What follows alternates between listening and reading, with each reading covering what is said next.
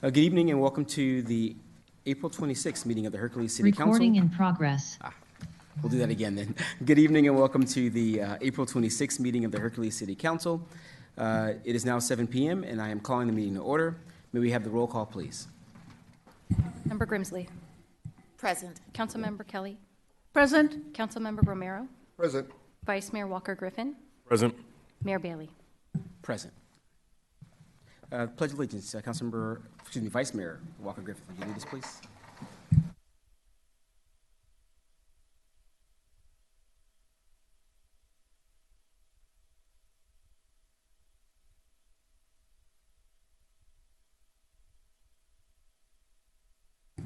Thank you.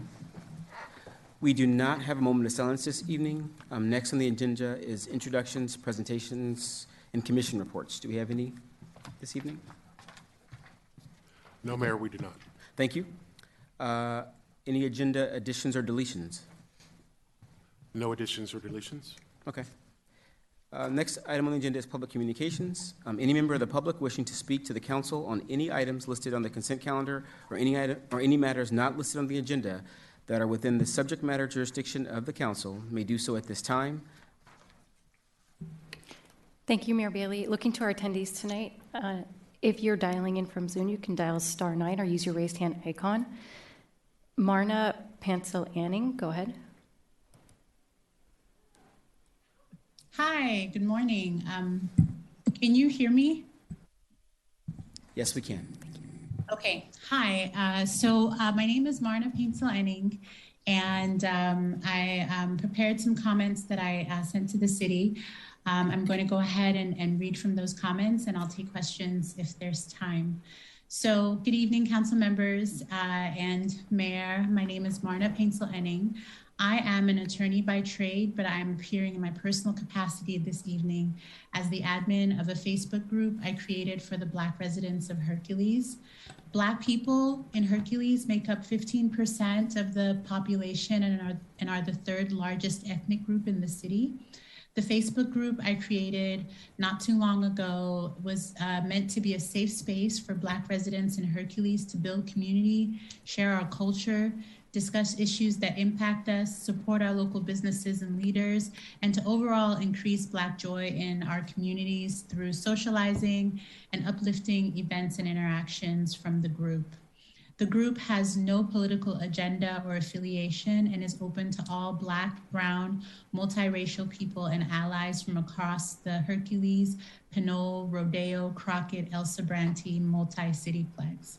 There are currently 50 or so people in the group, and it's growing at a fair and even pace.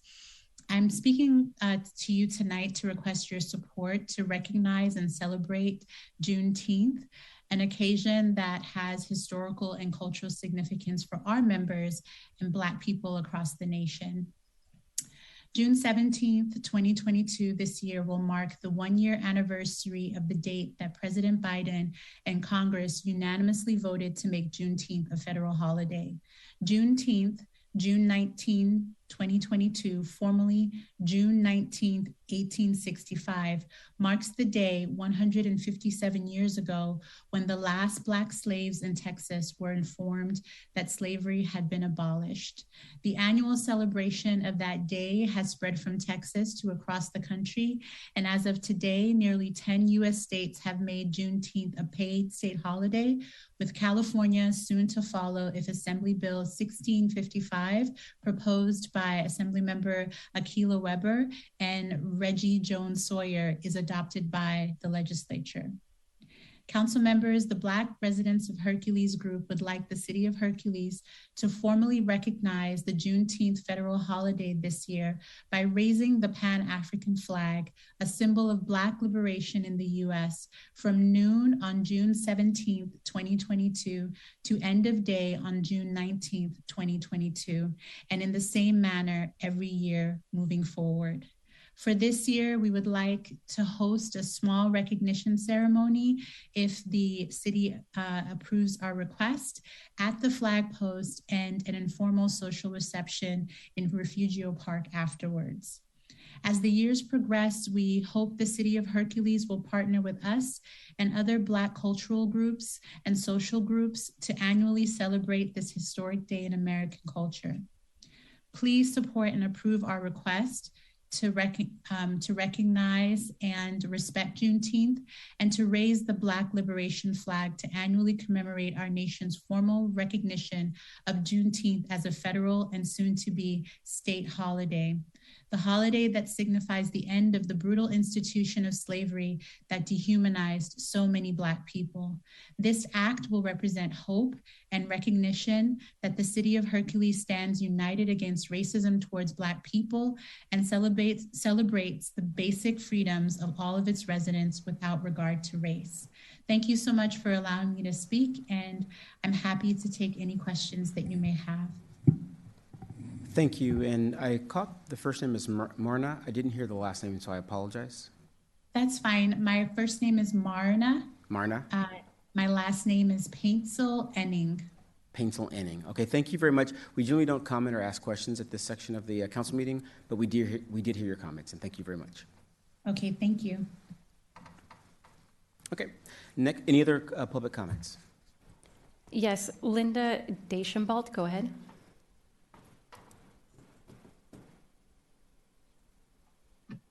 Hi there, this is Linda DeChambeau. I'm the Executive Director of Contra Costa County Climate Leaders, and I'm a retired scientist from the US EPA Region 9 office. I'm also a former mayor in a neighboring city in Moraga. But I just wanted to thank you tonight for addressing the climate crisis and particularly your part in anything you can do for environmental justice issues for people of color. But I just wanted to thank you tonight because there's been some real recent leadership on some key climate policy issues in Hercules. And in our last scorecard the year before, Hercules came in 20 out of 20 of our local government rankings. But the recent work that you've been doing on upcoming electrification policies, going deep green, tonight you've got single-use plastics, all of these are really putting Hercules back in a leadership position. And I wanted to come by. You don't hear often about anything about complaints or all you hear about is complaints. So I just wanted to say that. And I do have three other important items that cities are doing across our county, in Contra Costa County, other cities that are leading the way, and that is to pass a climate emergency resolution.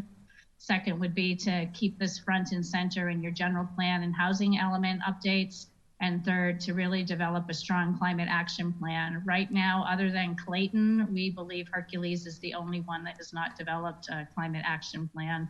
If you have, we'd love to know about it. But the code red that was clear in the recent IPCC reports, this is so critical for our youth, for our future generations, and they're counting on all of us to do the right thing. So thank you again, Hercules, for stepping up and putting some of these issues front and center on upcoming hearings. And I thank you for all you do to make our community a better place to live. Thank you very much. Tanya Little, go ahead.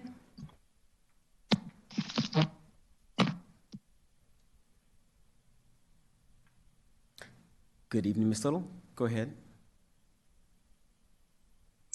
Thank you so much. For those who are not aware, I'm Tanya Little, 30-year resident of Hercules and co-founder of Freed, Pinot Hercules Rodeo El Sobrante for Equity and Diversity. And as two speakers ago stated, on June 17, 2021 at 3 p.m. in the White House East Room, President Joe Biden signed the Juneteenth National Independence Day Act. I wish my grandmother, Zelma Little, born in Texas, who would have turned 100 years old last year, a sharecropper's daughter, could have witnessed this great moment in history.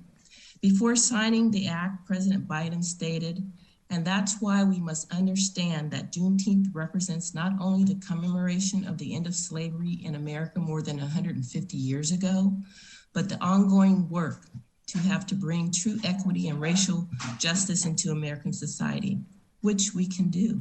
In short, this day doesn't just celebrate the past, it calls for action today. I wish all Americans a happy Juneteenth, end quote.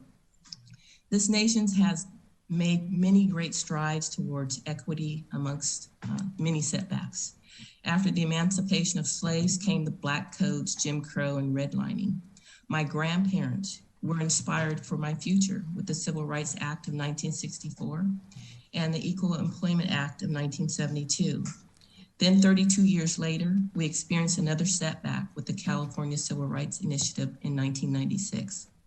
I am thankful for the Juneteenth national holiday, thankful that our local, state, and national representatives are beginning to look more like our communities. I am disheartened that the right to vote is under attack in this country. But today, this council has an opportunity to keep hope alive by agendizing Ms. Anning's request to embrace the Juneteenth National Independence Act by raising the Pan-African flag as a Hercules holiday. Thank you for listening to our requests and hopes. Thank you, Mrs. Little. Susan Keefe, go ahead. Hi, thank you. My name is Susan Keefe. I'm a resident of Hercules. For many years, the city of Hercules has been very supportive of Martin Luther King's birthday. And I am so pleased that we now have Juneteenth recognized as a federal holiday. And I understand there is a flag that can be raised on June 17th. And I would encourage, in the spirit of Martin Luther King Day and all that Hercules has stood for in the past, that we also recognize this brand new federal holiday on June 17th by raising the appropriate flag. Thank you. Thank you, Mrs. Keefe. Shane Reinhardt, go ahead.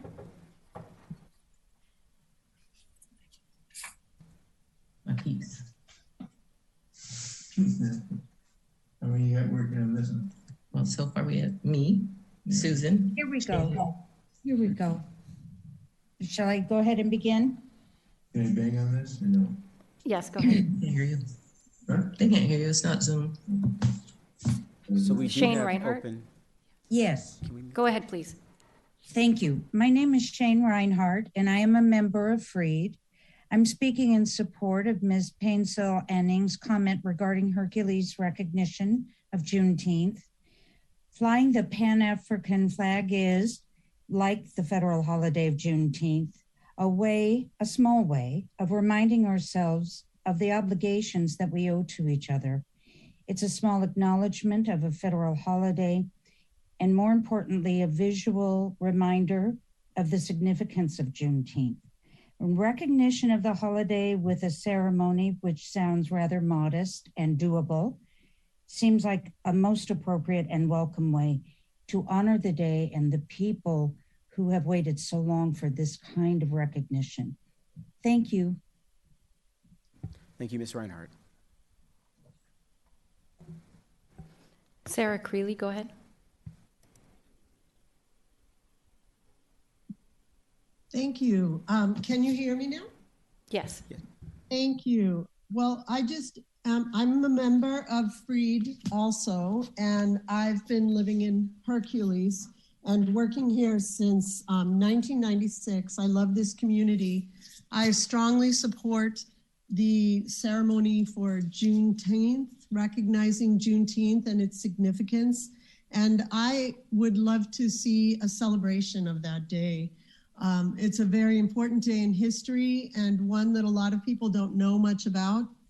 And so, speaking for myself, I would like to learn more about it and have an opportunity to be able to celebrate it in our own beloved community.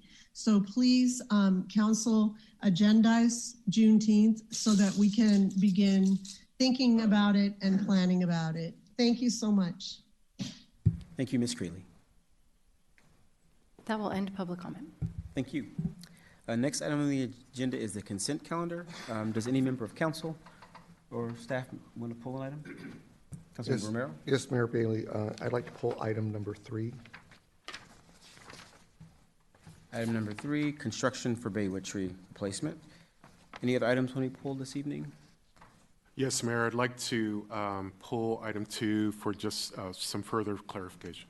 Okay, item number 2 and item number 3. I'm going to do it in reverse order, so we'll start with 3, as was raised by a council member, and then we'll go to staff. Councilman Romero. Thank you, Mayor Bailey. The reason why I asked to pull the item is when we discussed the allocation of the money from the general fund to start this project, I thought we had said that we would find out whether the residents in the neighborhood wanted the trees replaced. Looking at the pictures that were part of the presentation, there was a very serious root bounding in the area. So I was trying to find out if the report didn't really say if we polled any of the neighbors and found out from the HOA if they wanted continuation of the trees. With that little space right there and putting trees back up, I'm fearful that we're going to end up in 15 or 20 years with the same type of issue.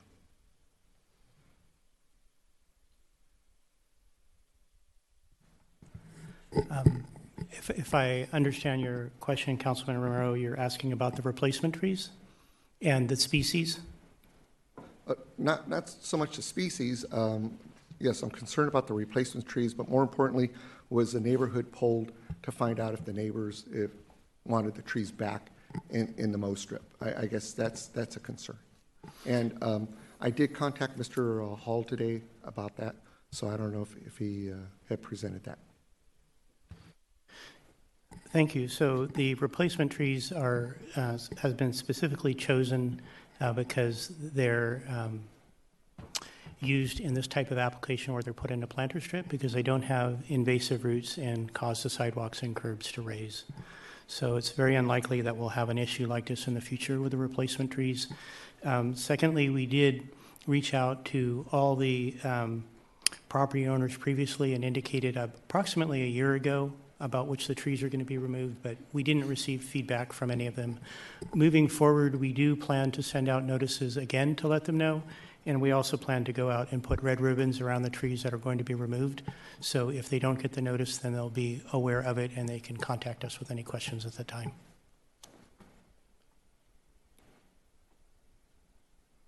So what I'm taking is that, so it was up to the neighbors to say they didn't want a tree, I guess, but it was not, they were not asked. We were just came through the neighborhood and said that we were removing the trees, but nobody ever asked if they wanted a tree back in the neighborhood.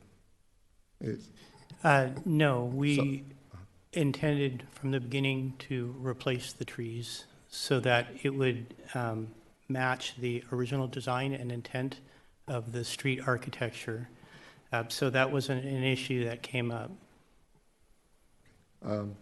So remembering back on the discussion a year ago, there was questions about, first of all, the trees, and then there was also a question about whether the neighborhood wanted it. And so that's the only reason I brought it up, because I saw nothing in the report about that. Thank you. Thank you. Any other comments? Okay, hearing none, we'll go to item. Can we put that back on the consent calendar? Yes, Mr. Mayor. I'd also, Mr. Hull, I had asked a question about the mayor being able to vote on this, because was that addressed? I'll have the city attorney respond to that. Yes. So the question was asked whether the proximity of a council person's residence to this project could pose a conflict of interest. And just in looking at it on its face, I would say no. And the reason I'm saying that is even if a council member lived within 500 feet of the project, the question is whether it would potentially increase or decrease the value of that property. Here we're talking about a one-to-one replacement of trees, so it's on its face at least, it doesn't appear that there would be any change in the value of that property that would trigger a conflict. So I think it's okay for all of you to vote on this issue, regardless of whether you live within 500 feet of the project area or not. Okay. Thank you. I would ask that, in the future, maybe I could have got that before so I didn't have to say this publicly and bring it to the attention. Thank you. I will say that that's been answered before. It's similar to the lighting and landscape districts we approve every year, is my understanding. The question came up in a broader context, Mr. Mayor, with the landscape lighting and assessment districts, and I think that's a slightly different analysis, but the same answer. Okay. Yeah. Thank you. Any other, anything else on that? Okay. The second item that we pulled from the consent calendar was requested by the city manager, and it was consent calendar item number 2. Yes, thank you, Mayor. This is the emergency declaration that we have to adopt every month. We agreed at our last city council meeting to assess whether there needs to be any changes to the hybrid meeting format. Staff's recommendation is that we continue with the hybrid meetings. We have in place safety protocols, masks for people who are able to join us in person. And we also appreciate people who are able to join us remotely. So that's the only clarification that we had, but we would recommend that the City Council extend the emergency declaration for an additional month. Yes, Councilmember Kelly. Okay, sure. Oh, no, I saw you grab your mic. So, through the mayor, Mr. Halt, we continue with the emergency declaration. What is it doing for the city? Because although the state, the governor has not lifted it, if we did not continue with the emergency declaration, what does that do to the city of Hercules? I can't speak to what recourse the state would have. All I can say, council member, it's law. It's a requirement that we make a declaration monthly. And so there's a lot of people that sort of question the ability of the governor to extend it this long. Originally, an emergency declaration was a 90-day by law in the state of California. And I guess the question is why are we continuing to do this when everything's been lifted and we still are governed and had to change the way we operate as a council? But the question needs to be asked. Why do we continue this other than it's a state law but there's no real reason that has been given why we're continuing with what we're doing? If I might chime in addition to what the city manager has said, it's my understanding that if a city were not to enact the emergency declaration or continue it, that the city could not avail itself of certain actions that have been taken by the state. One example is, of course, the amendments to the Brown Act that allow us to have hybrid meetings and so forth. It's predicated on the adoption of this emergency declaration, is my understanding. And I guess the question leads to, as we've incorporated this extra cost that the state is mandating on us, and again, as we adhere to the Brown Act, the cities receive we receive nothing from the state for mandating the Brown Act. We receive nothing from the state for the hybrid and the expense of doing a hybrid meeting to make it available for the public. I believe the hybrid will be the future for cities to conduct meetings. But we've continued to do this now for 2 years, and I'm a curious person, and because it's law, there needs to be a bigger discussion about that. Thank you. Thank you, Mr. Mayor. Thank you. So I think we're going to put both items back on the consent calendar. And then do you have a motion? Mr. Mayor, I would like to make a motion that we accept the consent calendar as is. I'll second the motion. Okay, so motion by Kelly, seconded by Grimsley. I guess we just do all in favor. We don't have to do a roll call. We are here. So all in favor? Aye. Aye. Okay, so that's 5 noes. Okay, motion passes 5-0. Congratulations. Yeah. Next item on the agenda is discussion items or action items. The first item is introduction of proposed 5-year capital improvement program, CIP, fiscal year 22-23 sewer enterprise and internal service funds budget recommendations. May we have the staff report, please?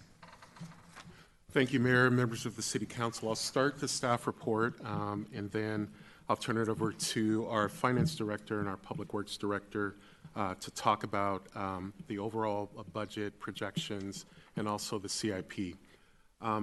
We're proposing that the budget be handled a little bit differently than it has been in the past, with a focus on long-term sustainability.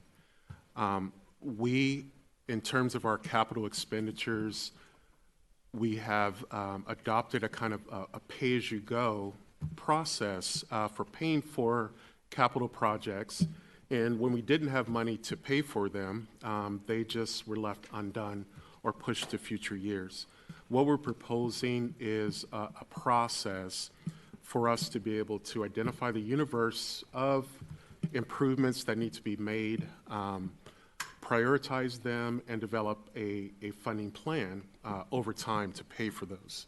And so tonight, we're going to be talking about, like I said, the 5-year CIP. We're going to be talking about the enterprise funds, the budget for that, and the internal service funds. On May 10th, we will be talking about the general fund operational budget that we'll bring to you for consideration, and special revenue funds. Again, this is a discussion, so we are not asking council to adopt anything tonight. We want to present to you our ideas for moving forward, get your comments. We'll be back to you on the 10th, and then we'll be back to you once again before final adoption in June. So with that, I want to turn it over to our finance director to get the discussion started. Thank you, City Manager Hall, Mayor, members of council, good evening. Edwin Gatto here, your finance director. If I may add, finally on May 26th, we'll come back to the council to introduce the full budget. We're a series of a budget workshop that we're doing right now. One, the first phase is today to talk about CIP, 5-year CIP, and also the sewer enterprise fund, and also the internal service fund. And then May 10th, we'll talk about the general fund proposed budget and also the other restricted funds. And then on May 26th, we'll present the full budget to the council. This will give the council plenty of time to review the proposed budget before the public hearings and adoption in June. Currently, the city have 3 internal service funds. Let's start with ISFs. The vehicle replacement IT operation and replacement, and also the facility maintenance fund. The city's replacement is pay-as-you-go basis.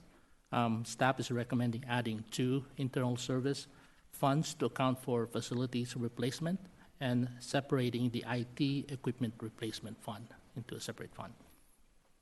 The use of the internal service funds provides a smoothing of costs over the asset's useful life.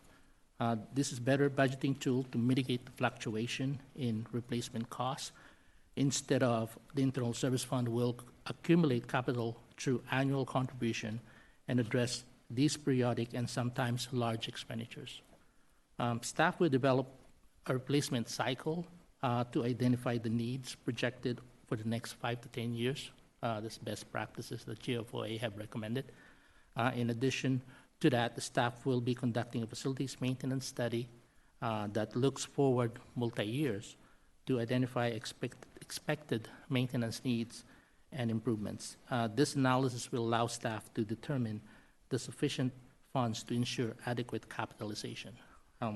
It is also staff recommendation to allocate 50% of the accumulated fund balance on facilities maintenance ISF and IT ISF to the new ISF funds. The annual contribution will come from the various department budget who uses the assets and will be reassessed annually based on actual expenditures and reevaluation of projected future expenditures. Let me jump off on sewer enterprise fund before I hand it off to Mike for CIP discussion. As you recall, in January 2001, the city entered into a joint power agreement with City of Pinole. Under that agreement, the City of Pinole is responsible for the management and operation of the wastewater plant. The city retains the responsibility for the operations and maintaining its wastewater collection system. There are no increases to sewer water rate. We're projecting a $6 million flat revenue for this year compared to last year. So we're projecting a $6 million revenue collection. Also, we're proposing a budget, an estimate of $3.4 million on operation, capital improvements of $2 million, and estimated debt annual obligation of around $2 million. With that, I'll hand it over to Mike to explain, to talk about 5-year CIP in detail. Thank you. Thank you, Mr. Gatto. Thank you, Finance Director Gatto. Good evening, Mayor and Council. So I'm very pleased to be introducing the 5-year capital improvement program tonight for your consideration, given the quality of life enhancements the projects can have on the Hercules community. First, some housekeeping. You do have a supplemental packet information I want to make sure you're aware of. I do want to apologize in advance. This was some additional information that didn't make it into the packet. And to facilitate the discussion tonight, I'll actually be referring to each of these supplemental information pages so you could flip to it if you haven't had a chance to see it. So in total, there are a combination of approximately 20 projects planned for next year in the CIP. And to make the best use of your time, I'll be highlighting 3 of the projects plus 2 proposed master plans, because I believe this will be of most interest to you given their impacts and also that they're new programs. So then I'd be happy to address any other projects that you may have in mind. So master plans are highly valued in the public works profession. In many cases, they're required by regulatory agencies. Currently, we have 2 in place. The first is the sewer master plan, which is required by the Water Control Board, and that's to ensure that the sewer system is properly maintained, limits sewer overflows, improvements are planned for in advance, and there's adequate funding.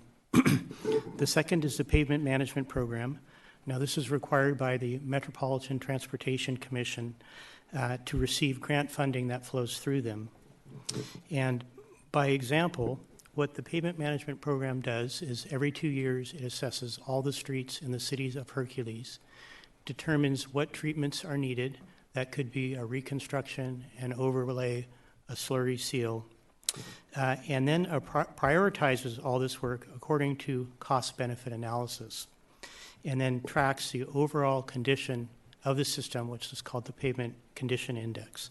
So the heart of the program is a computerized model, and it allows you to insert treatments, expenditure levels over multiple years. And so you can see how your pavement management system is affected over time. So this is of great value in planning for the maintenance of infrastructure and budgeting over multi-year periods.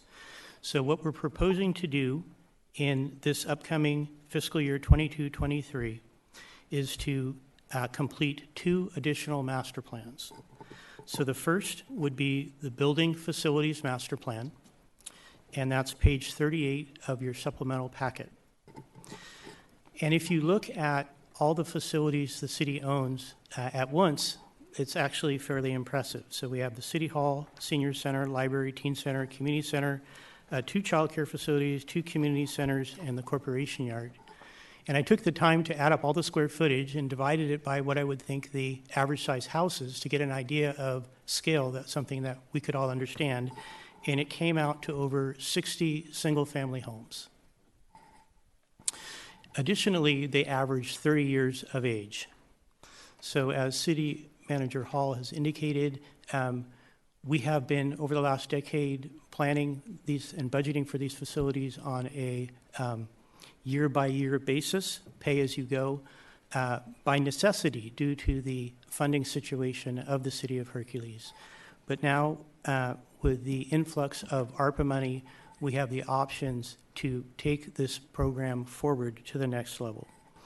And what that would involve would be going through all of our facilities, doing an assessment of the roof, the gutters, the siding, the paint, the walkways, the carpeting, the furniture, the cupboards, all of that, put it on a maintenance schedule and prioritize it out 10 years. So then this would provide strategic guidance on how to spend money moving forward, especially ARPA funding should council wish to apply that. And this effort is anticipated to cost approximately $75,000. It would be a hybrid effort between city staff, who has detailed knowledge of the facilities, and a consulting company who would then do the estimating and build up the spreadsheet and report. So the second master plan would be a parks master plan. and this is on page 46 of your supplemental packet. Similarly, this would evaluate and inventory the city's 14 parks, also recreation program areas such as pools and play areas. In addition, it would look at indoor recreation facilities, and this would be with regards to accommodating current and future activities. It would then do a public outreach effort to determine what the community's priorities are, and then complete that in a needs and opportunities assessment, which would then be wrapped up into recommendations, priorities, and associated costs. And this would provide strategic guidance to the city probably for the next decade. So we've been getting questions like, do we fix the fall material in the parks and the playgrounds, or do we put in a bocce ball court in Duck Pond Park, or what do we do with the tennis courts? So this would then look at all these different issues and make an assessment and a recommendation, which then could be provided to council, and you could use it as guidance in making your decisions moving forward as far as how you want to spend available resources. So moving on to the 3 projects. The first, of course, is the Regional Intermodal Transit Center, and we'll be moving forward into this next fiscal year with carryover money on 2 fronts. So the first is we have $1.5 million in grant money for the design of the relocation of the utilities. And we're in contract with HDR, our design consultant, and Union Pacific on that. And we're in discussions with Kinder Morgan and Shell. So we're proposing to continue that forward in this next fiscal year. Secondly, we're currently utilizing the $90,000 of the $150,000 in traffic mitigation money that council approved for this fiscal year, 21-22, and have hired Graybo and Scott to develop a funding plan to fund the Regional Intermodal Transit Center to completion, that is for the train to stop. So that's $90,000 of the $150,000. The remaining $60,000 would be used to apply for grants. And as a side note on that, we just submitted a community grant program application, which was discretionary funds of Congressman Mike Thompson. And that was for $7 million in design. It included letters of support from a lot of elected officials and heads of organizations.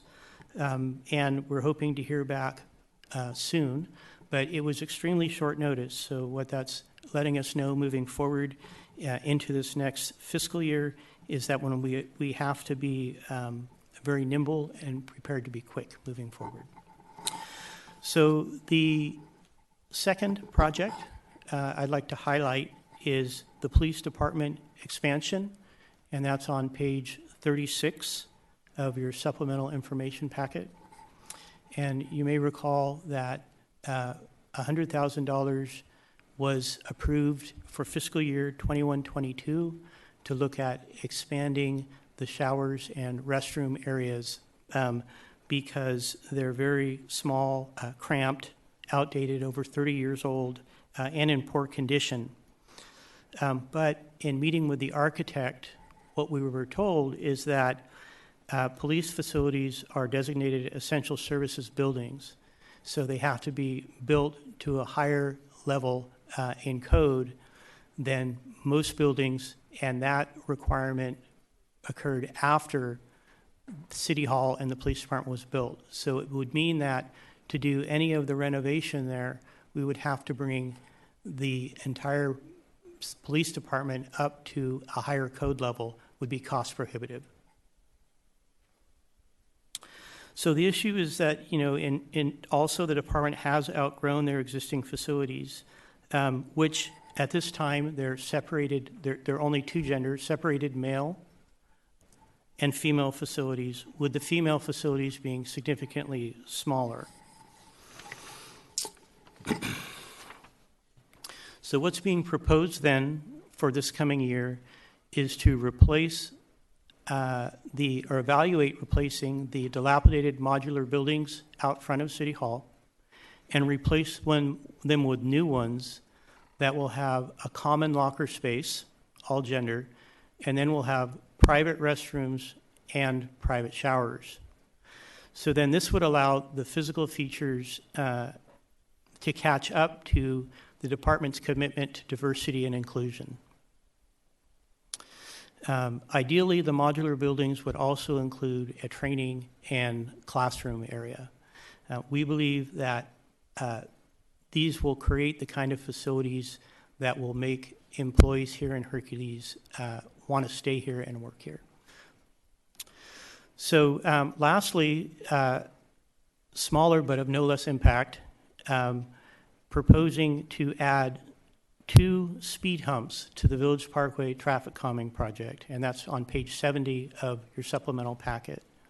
So these would be 15-mile-an-hour speed humps, about $11,000 each for a total of $22,000. That would be in addition to the $100,000 previously allocated. The reason is, while we found that in traffic calming, striping and signage is effective, it is going to be important moving forward to take this to the next level by having a vertical deflection device to force cars to slow down. We have something similar on Hercules Avenue, which is the traffic circles, which are the horizontal deflection devices. We also do have things like speed cushions and raised intersections in Bayside and Mirror Point. This would be done on a pilot project basis, and if successful, then we could add it to our traffic calming toolbox to be used in other neighborhoods. So this concludes my portion of the presentation on the CIP, and I'd be happy to answer any questions you may have, including addressing other projects identified that I haven't mentioned. Thank you. Thank you, Mr. Roberts. If that's all from staff, then we'll go to council. Vice Mayor Walker Griffin. Yes, thank you, Director Roberts. I really do like the breakdown and just making sure that we're organized with what we do to make sure that we can prioritize stuff, because the last thing that we're going to want is for something that belongs to the police department to get mixed up with something that has to do with trees. But in terms of like the items that you just mentioned or things that you haven't mentioned, what can we do to start looking towards having more shades and covering for benches that are around the city? So, for example, when you go along Sycamore and you start crossing the Adamantine and going towards the Baywood neighborhood, there's several benches that align the street. And I was wondering if there's something that we can do to add more shades over it, because I see a lot of seniors walking up and down that street, and I would hate for someone to fall for a heat casualty, for lack of a better term. So I'm just curious to hear your thoughts. We'd be happy to look at those locations. I think probably the best solution would be to add trees if we can get irrigation to them. Otherwise, we could look at other hardscape measures. Great, thank you. That was my only question. Thank you, Vice Mayor. Councilmember Kelly. Yeah, thank you, Mr. Hall and Mr. Roberts. So I like this capital improvement plan budget. I'm going to study it. But I want a kind of a clearer overview, though not necessarily tonight. So I'm just going to repeat back as to what I heard. So we have a capital improvement summary here, and we also have 3 items in that summary that we're going to be working on this year, right? And that will include the police department expansion, at least part of it, okay? The building facilities plan, so we can plan for the future, and then also some ADA improvements, I guess, to sidewalks and those kinds of things.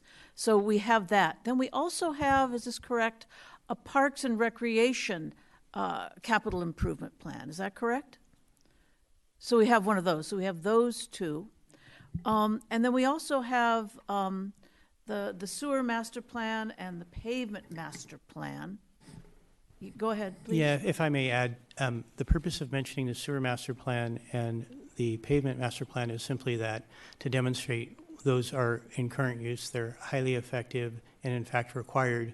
And so looking at those 2 master plans and the benefits they provide lends support to creating master plans for building facilities and for parks.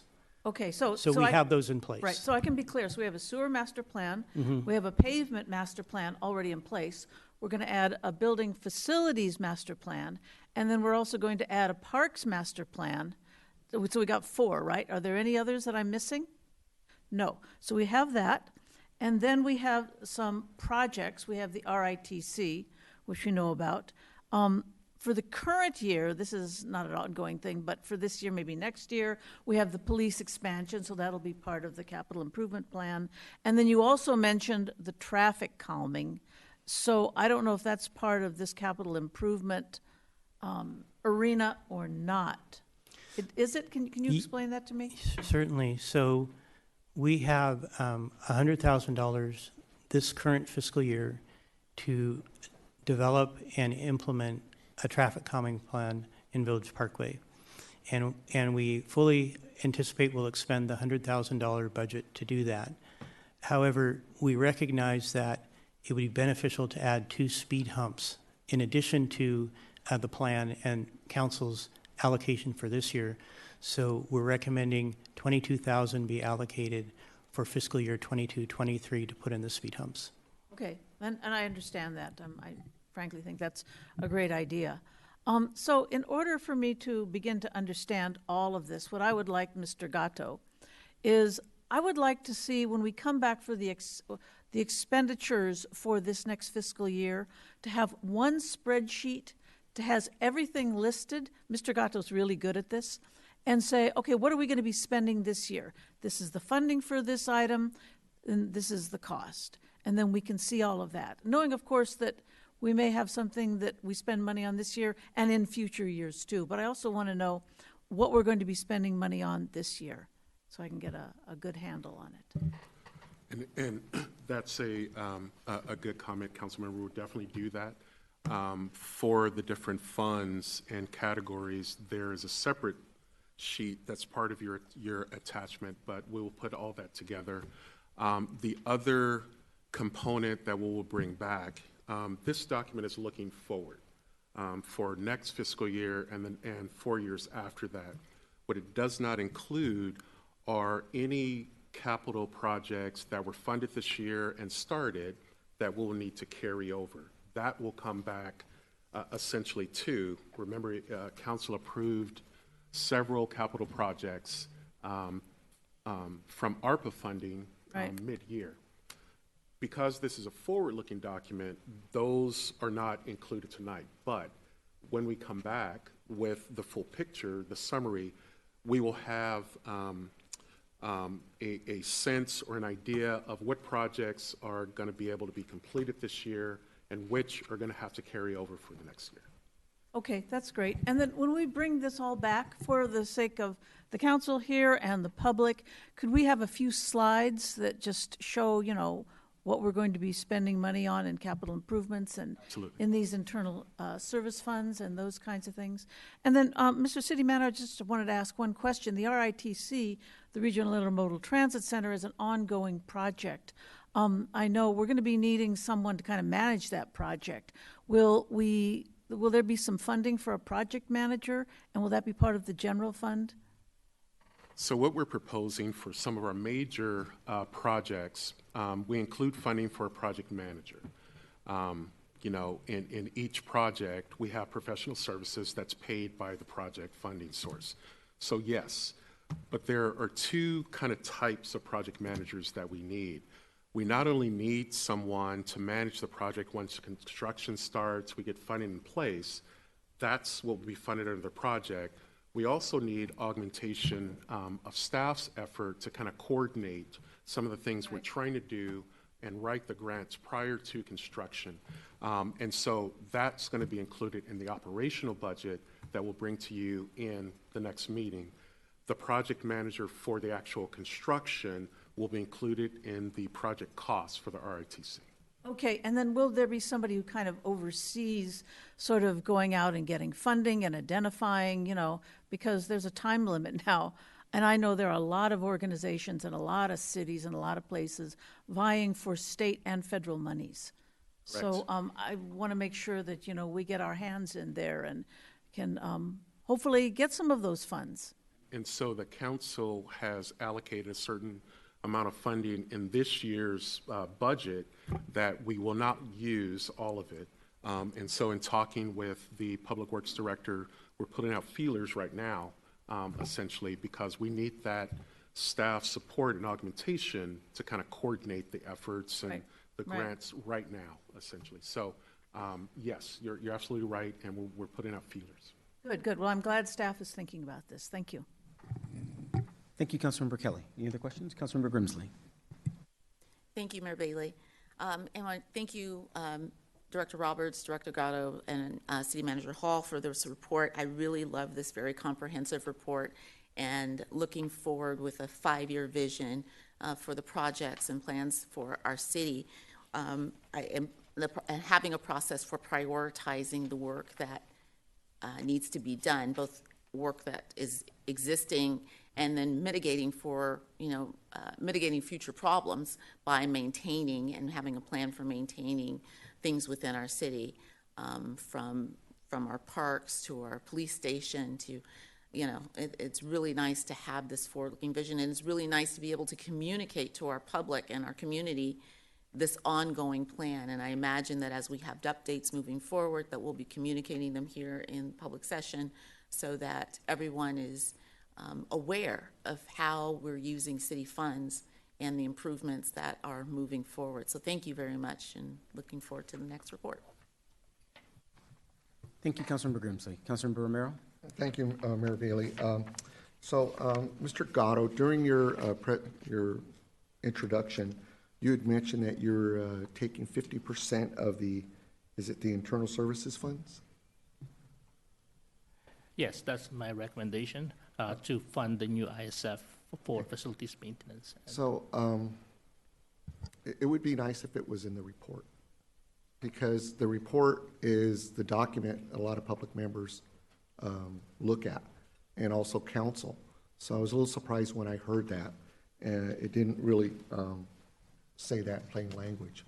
So it would be nice if we could amend the report to reflect what you're doing and how you're allocating that money now.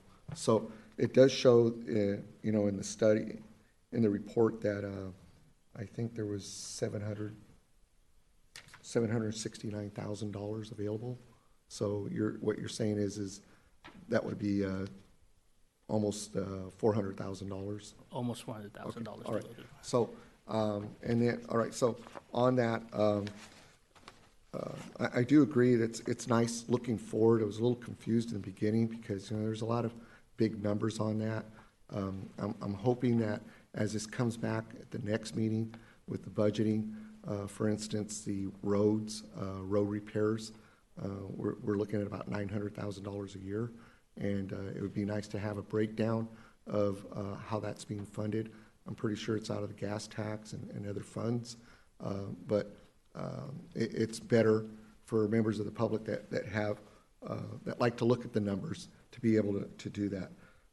I would also would ask that for the vehicle replacement fund, that we missed it the last time. We bought a lot of vehicles a couple of years ago, but we need to start looking forward, and that means we need to look at hybrid vehicles for police, and we need to look for electric vehicles for the staff trucks.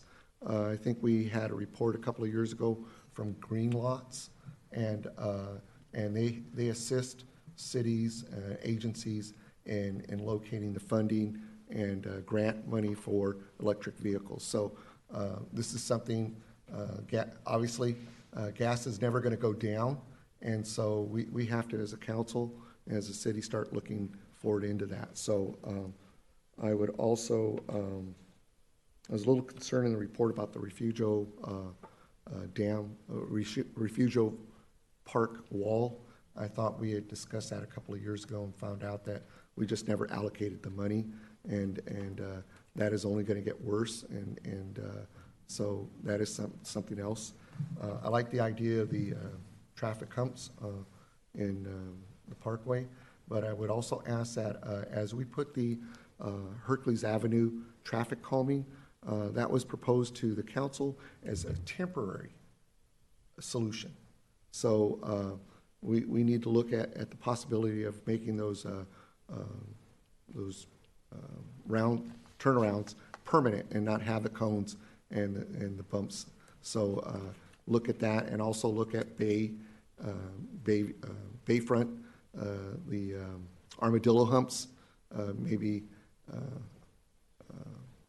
what's the use on those, I guess, and maybe going with permanent humps on those also, unless those were projected to be a 10 or 15-year use, then I could see that. The police department sort of was really concerned about that amount and trying to find out how we're going to come up with the money on that. Now hearing that we might use modulars out in the front, it's a little bit more open to that, so that was a good idea. And then somewhere in the future, was on page, I think, 86 of our report was a repair, replace sewer lines from under State Route 4 along Willow Avenue, and it would be nice to have some sort of notification of where we stand in our sewer fund. I know we just refunded or refinanced it, and so how are we going to come up with $1 million several years from now? And it looks like the whole line has to be replaced. So I do agree with the council members that this is forward-looking. I was a little concerned. It's nice to see that we're now not going to have a boardwalk on the north side of San Pablo. We're actually talking about a real sidewalk. So, that boardwalk has been like a 20, 25-year. They actually wanted to put wood on top of the creek. So thinking of a concrete walkway was better. And then I know during the ARPA discussions, it is really hard as a longtime Herculean to see people walking on Sycamore Avenue from Creekside to get to the bus. And I really would like us to sort of put this in here where I was hoping we could maybe use some ARPA funds to see what we could do to put a sidewalk on that side of Sycamore Avenue. It's hard to watch somebody walk out in the street to get around the train trestle. So thank you, Mr. Mayor. Thank you. I also wanted to say thank you for the report from Mr. Gatto and Director Gatto and Director Roberts. This has been one of my long-term goals in the 3 years I've been on council, was to try and kind of budget for things instead of doing the pay-as-you-go. I think we had financial issues in the past, but it didn't seem to work for us, as we've seen from some of the photos, basketball courts, the swim center basketball court and this retaining wall. So I'm looking forward to looking at that. I do like the comment about electric and hybrid vehicles. I would just use caution. I actually purchase fleet vehicles for a living, and police vehicles are a little bit unique with that, so we don't want to jump into that. And then the technology just may not be there just yet for fleet trucks, right? Because there's so few players in the market. We've been talking about that at my employer as well, but I would like to have the opportunity to discuss a policy that could discuss this as we move forward. And I'm told from our fleet guys, we're 2 to 4 years away from electric vehicles for heavy-duty use. But the staff here may find something different, and we'd be willing to go with that. This is the first time I've heard about the roundabouts on Hercules Avenue being temporary.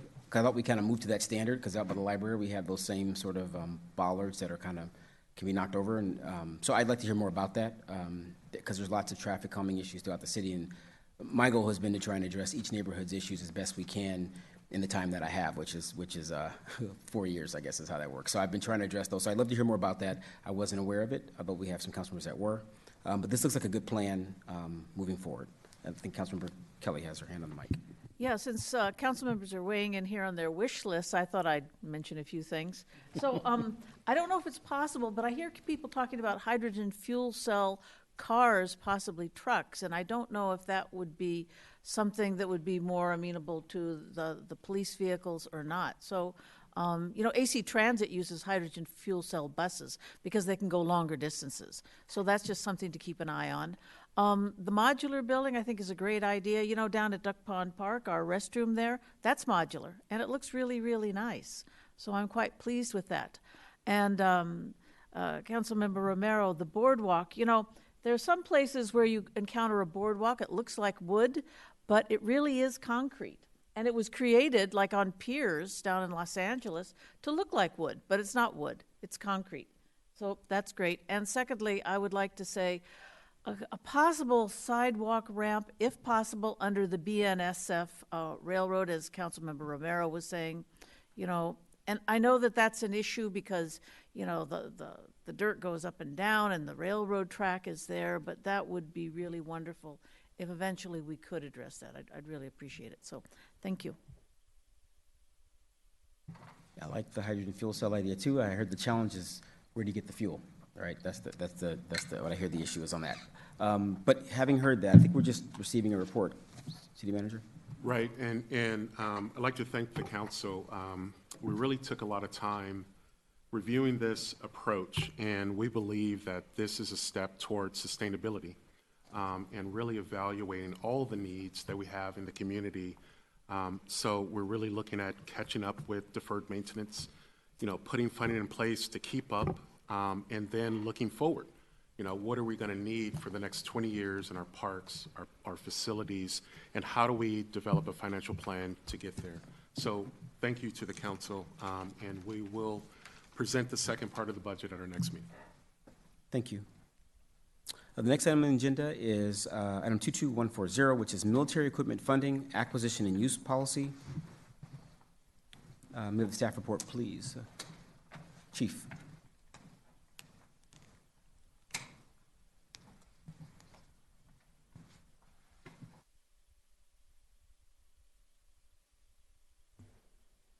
Thank you, Mr. Mayor, members of the council, City Manager Hall. So I wasn't at the last meeting, so this is my first meeting back in public and seeing everybody in the room. It's really nice to be back here with everybody and doing this in person, despite the fact that I don't like speaking in public. I do enjoy being back here, so thank you very much. I do have a presentation for you tonight that I'll go over first and then make myself available for questions and further comments, if that's okay. So the item before you tonight, Hercules policy section, or in addition to the policy for military equipment and acquisition. If you can go to the next. In September of last year, the legislature passed a bill, and the governor signed it, passed several bills addressing police reform. And some of the things they talked about addressing, releasing records to the public more easily, decertifying officers that shouldn't wear the badge, more accountability guidelines, increased eligibility standards to be hired as an officer, banning harmful techniques that are used or were used, and creating a public forum such as this for funding, acquisition, and use of military equipment. Hercules PD had already adopted almost all of these things before they were actually signed into law through, as you'll probably all recall, the series of town hall discussions and other steps that we took over the last couple of years. The last thing that we need to get to is this creating the public forum and creating a policy section to address the acquisition and funding and use of military equipment. So that's what we're starting tonight. The legislature defined what military equipment is because it means different things to different people, and they came up with 15 different categories for military equipment. I won't read all of them to you. They're in the packet in front of you, but I'm assuming they're on TV as well for the folks at home. But several of the items were things that we looked at in the legislation and realized, well, that's not what I would have thought of as a piece of military equipment. So I'm glad that they were able to spell it out. It allowed us to go through our inventory and actually come up with items that we have that they defined as military that I don't think I would have. Some of the items, of course, we don't have, and in your staff report, I list out the items, and I'll get to those in a minute. But things like the first one that's up there, the unmanned, remotely piloted, powered aerial and ground vehicles, like the little drones that we use. That's what they're referring to. Of course, ours are not weaponized. Police don't use weaponized drones, but we do use drones, and so they're in there as part of the list. I'll go ahead to the next. Just more of the same list: specialized firearms, ammunition less than 50 caliber, and these particular items were items that were had specialized ammunition and were identified as assault weapons, and so. It's interesting that there are weapons that are used by law enforcement, like an MP5. It's actually a pistol round. It's not an assault weapon, so it's not considered military equipment, but the rifles that we do have are, and so we'll get into that in a minute. But so they listed 15. The 15th one actually is anything else that you as the governing body decide that we need to list in this policy. And so if there's something in our inventory that you want added to this policy, even though it's not part of the previous 14, we can add it in. Go to the next one. The requirements of AB 481, we were required to begin this process before May 1st of this year. It doesn't have to be completed, it just has to be begun before May 1st in order to continue possessing and using the military equipment that we already have in our inventory. We have to post a written policy on the city website within 30 days prior to the first public hearing. We actually already published a draft policy prior to tonight, 30 days prior to tonight's meeting, to be on the safe side. And we have to provide an itemized list of every item that we own and include the description, quantity, capabilities, expected lifespan, purpose, and authorized use, fiscal impact, including the cost and estimated annual cost, legal and procedural rules governing the use, prerequisite training to be used, mechanisms to ensure our compliance, procedures for complaints for the public to make about possession and or use of the equipment. And then lastly, we have to provide an annual report not only to the City Council, but we have to do it in a public forum in addition, creating the opportunity for the public to have feedback directly to me, which is not possible in a council setting. So 2 different annual meetings. So here's what we have in our current inventory. Like I said, the unmanned, remotely piloted, powered aerial devices. We have 2 drones, the City of Hercules does. We don't currently use them. We have to send, our drone pilots have to go to training. It's mandated. And so we have 6 pilots lined up to go to training sometime in June or July, hopefully, of this year. The drones are not actually in our possession. We ordered these quite a while ago. They're just back ordered or out of stock, and we're waiting on them to arrive, and then we can send our officers to the training. In a couple more slides, or actually I think it's the next slide, I'll show you a picture of them. Command and control vehicles that are either built or modified to facilitate the operational control and direction of public safety units. This one was questionable for us, and you'll understand why when you see the slide, but I put it on the list. Specialized firearms of less than 50 calibers, that's, as I mentioned earlier, our patrol rifles are a .223, and they shoot the 5.56 millimeter round. That's specialized ammunition, so they're on here. Noise flash diversionary devices, commonly called flashbangs. We have some of those I'll get into, and then explosive breaching tools. Any firearm or firearm accessory designed to launch explosive projectiles, which we have. And munitions containing tear gas or OC, excluding what we carry on our duty belts and the traditional handheld pepper spray. And kinetic energy weapons and munitions, also referred to as beanbags. So this is our drone. It looks pretty interesting in that shot. It's actually about the size of a Frisbee. And there's lights on it. It's got a camera. And it's highly capable little tool. And if we're going to go into a house and we have an open window or a door, we can send that in and fly it into the house from outside and watch the camera as it flies around in the house, keeping officers or anybody else from having to go inside and potentially getting injured. We have a great example of using this for that exact purpose here in town. A couple months ago, we had to call in the sheriff's department so they could do it for us because our drones weren't here yet. But we had an armed subject barricaded in a house, firing rounds in the house, and the sheriff's department flew their drone in and flew every single room in that 2-story house for us so that we knew exactly where the suspect was and where nobody else was. And so scared the heck out of the guy's dog, but other than that, it was a very, very useful tool. Okay, so this is our command and control vehicle. Director Roque might recognize this. We inherited this van from Parks and Recs Department and took the seats out of it and put in the parallel seats. We use this for our special response team, which is not a SWAT team. It's a high-risk entry team. And we drive the team en masse to wherever we need to use them.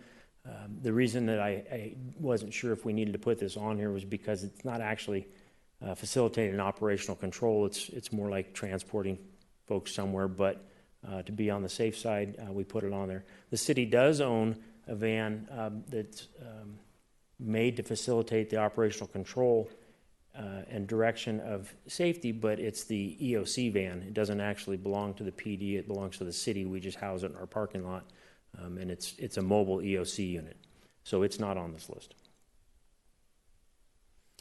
Specialized firearms and ammunition. This is our patrol rifle. Each officer is issued one of these rifles. The reason that we issue them to the individuals is because they're scoped and zeroed to the officers based on their eyesight. Everybody's eyes are different. Everybody's eyes work differently. The sights that are on there are sighted to that officer. So we can't just leave it in the car like we could a shotgun.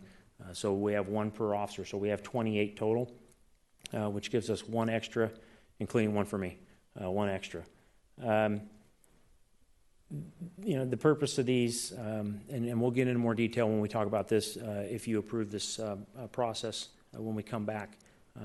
But the purpose of these is to engage somebody from further distance behind cover with much more accuracy than a pistol would provide. And so that's the purpose of them. The firearm accessory that is designed to launch explosive projectiles. We do have one Smith & Wesson Model 226 37 millimeter launcher. It's capable of launching gas. It's capable of launching smoke. What we don't have and never have had is any projectiles for it. I think we inherited this. I'm not sure, and I'm going back to my prior tenure. I'm not sure why or who gave it to us. We've never used it, but it's in our arsenal, so there it is. I don't anticipate ever getting any 37 millimeter projectiles for it, but we don't want to give up what we have, so I included it in the policy. Kinetic energy weapons, munitions. We do have 5 kinetic energy shotguns, beanbag shotguns. These are former patrol shotguns that have been converted to use. You can see they've been painted orange. They have less lethal painted on them. They are not in the patrol cars. They're carried in the trunk in a locked Pelican box. And so they have a very specific use. We train on them, but and they do go out on patrol, but they're not necessarily on patrol or in the vehicles with the officers like the rifles are. And then finally, the noise flash diversionary devices and explosive breaching tools. We have 24 noise flash diversionary devices, flashbangs. So when you enter a room, or before you enter a room, you toss that in. It makes a loud bang and a bright flash and disorients whoever's in there. Allows a few split seconds to make an entry. And so we have 24 of those. The munitions containing tear gas or OC, oleoresin capsicum, which is the liquid form is what we carry in our pepper spray bottle. We have I can't read that sideways, but I believe it's the middle one is what is also referred to as a ferret round. It's capable of penetrating soft material like drywall or a glass window and delivering the powdered version of OC into a room. It's not an explosive per se. It's a projectile that breaks apart on entry and produces the powder into the room. If you have a barricaded subject, for whatever reason, you need to go to deliver that so you can go into the room. We have 10 of them. The other thing is on the far right there, the white one, that's actually an example of what the beanbag round looks like for the kinetic munitions. The only other thing that we don't actually possess, but I put it in the policy because I would like for you to approve this, is that the officers that are assigned to the countywide mobile field task force that can respond countywide for mutual aid response, they train with the DefTech CS gas canisters, which is the big one. The low roll distraction, I'm sorry. I don't think that's on this page. There's not a picture of it, that's why. We don't actually possess them. But if you don't give them permission to use them, when they're with the Mobile Field Task Force, they won't be able to use them as part of their deployment with the task force. What happens is the task force is run by the Sheriff's Department, and they issue those to the officers that are assigned to the task force when they're assigned for either a training or for an incident. At the end of the training or the incident, they collect them back. So our officers don't possess them in Hercules, but they do when they're with the Mobile Field Task Force. So that's why it's on there. I believe that's the last slide. Okay, so that's the last slide. So I certainly want to make myself available for any questions or comments that you have. But what I'm hoping for tonight is I'm proposing a resolution to start for you to direct staff to begin the public hearing process to adopt by ordinance a draft or the policy section that you have in draft in your packet. Thank you, Chief Imboden. Vice Mayor Walker Griffin. Thank you, Chief Imboden, for the presentation. I really do appreciate it. For those of you who don't know, me and Chief Imboden actually share kind of mutual paths. We both were service members with the 49th Military Police Brigade, and I love to brag about that we both started off in the 31 series as military police officers. But with that being said, this kind of ties into my question. You're very familiar with operational security. And as I was going through this packet and I was reading this, my big concern was operational security. So what's the department going to do to make sure that someone doesn't see this information, an adversary per se, and try to use it against the agency for whatever reason? And that's a great question. I appreciate you bringing that up. Unfortunately, our hands are tied. The legislature wrote it, the governor signed it, and we have to do it. I have to every year talk about what we have in our arsenal, how it's used, what it's intended for, how much of it we've used, if any, and what it costs to replace what we've expended. And I don't see any way around it. Every agency in the state is having to do this. Got it. Thank you. Thank you, Vice Mayor Walker Griffin. Any other questions? Councilmember Grimsley. Thank you, Mayor Bailey, and thank you, Chief Imboden. At the beginning of the presentation, you shared a full list of items that are in the arsenal that you said many of which you would not consider military use. Which, if any, would you consider military use that we have in our arsenal? Sure, that's a fantastic question. Well, rather than bring the slide back up, I have it in front of me here.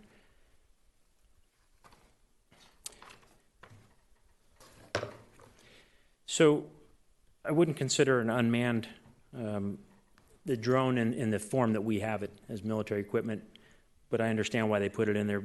I think the bigger cities do have more of the drone that you see in the movies, the big one that looks like a small airplane. So I know that's why they put it in there.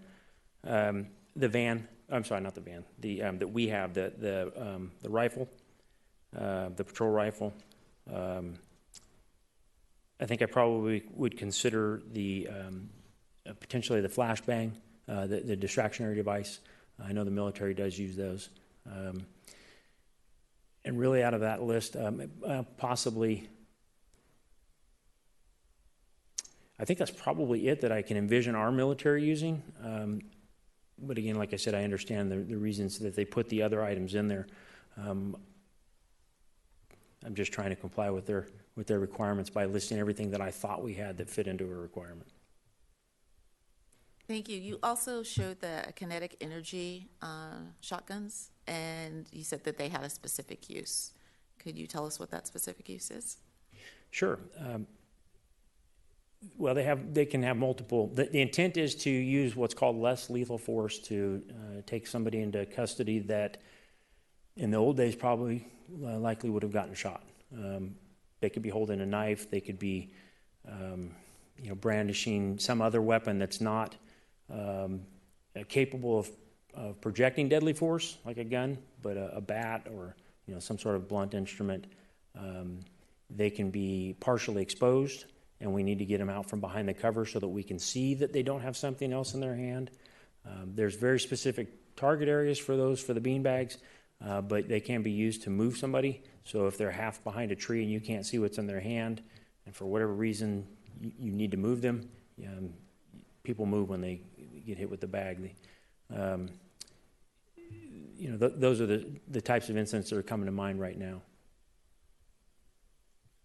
I'll just say that, AB 140 came out of, 481 came out from our concerns as a nation around excessive force.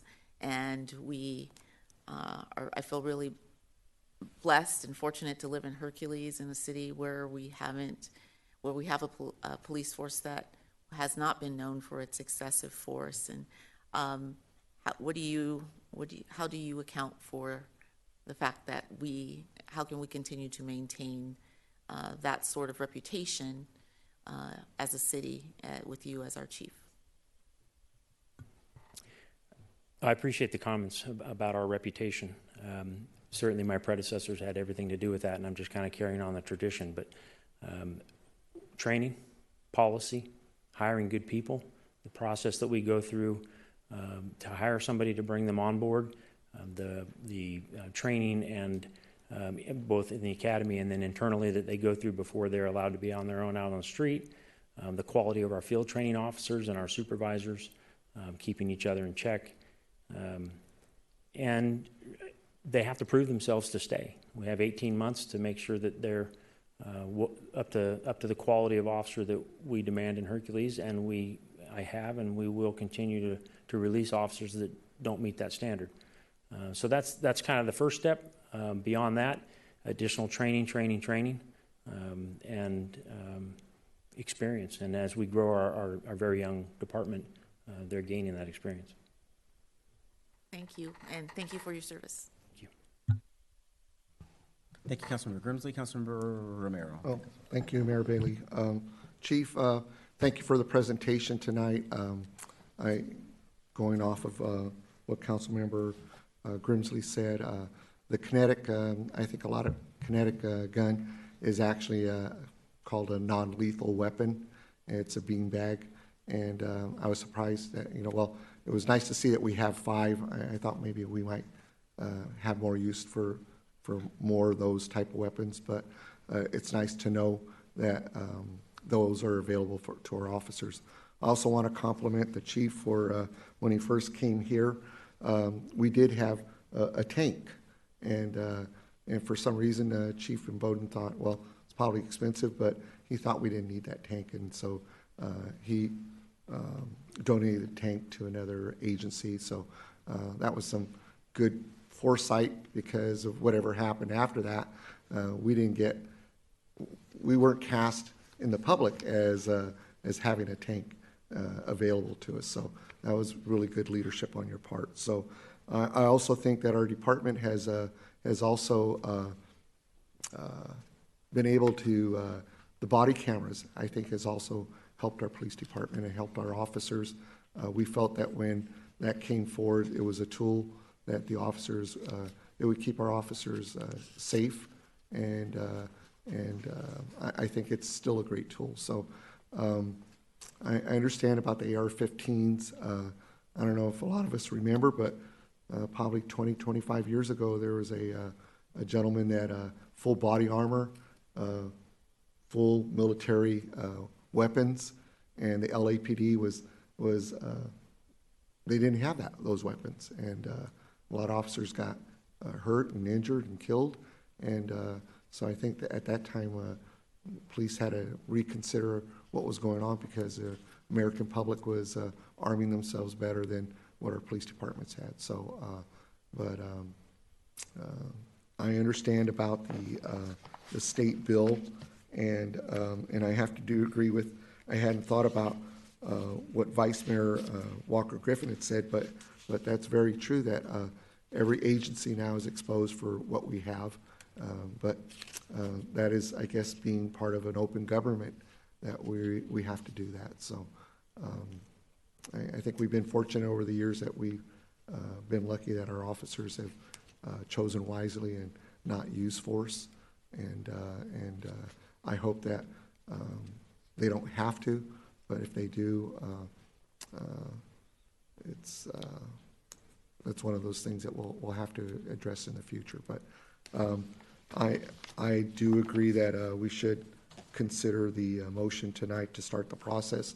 I did want to ask, Chief, do you know how long this process will take to adopt, to get the ordinance back before us? And I think the bill says we have 180 days to come back with the ordinance.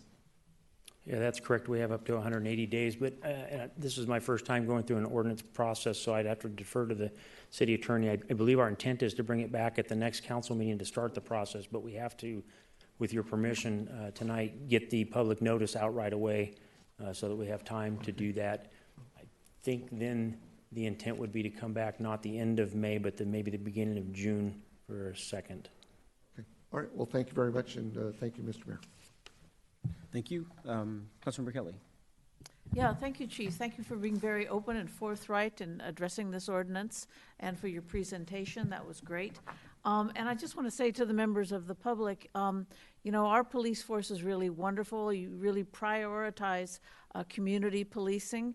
And years ago, my husband and I went through the Police Citizens Academy for average citizens. We learned a lot about what our police force does and how you build trust and how you address different situations.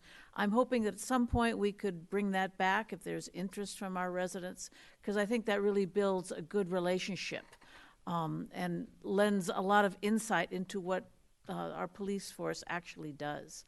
So just kind of throwing in a pitch for there. Thank you very much. Thank you, Councilmember Kelly. Do we have any public comments on this item? I'll look to our Zoom attendees tonight. If you have a public comment on this item, please raise your hand or dial *9.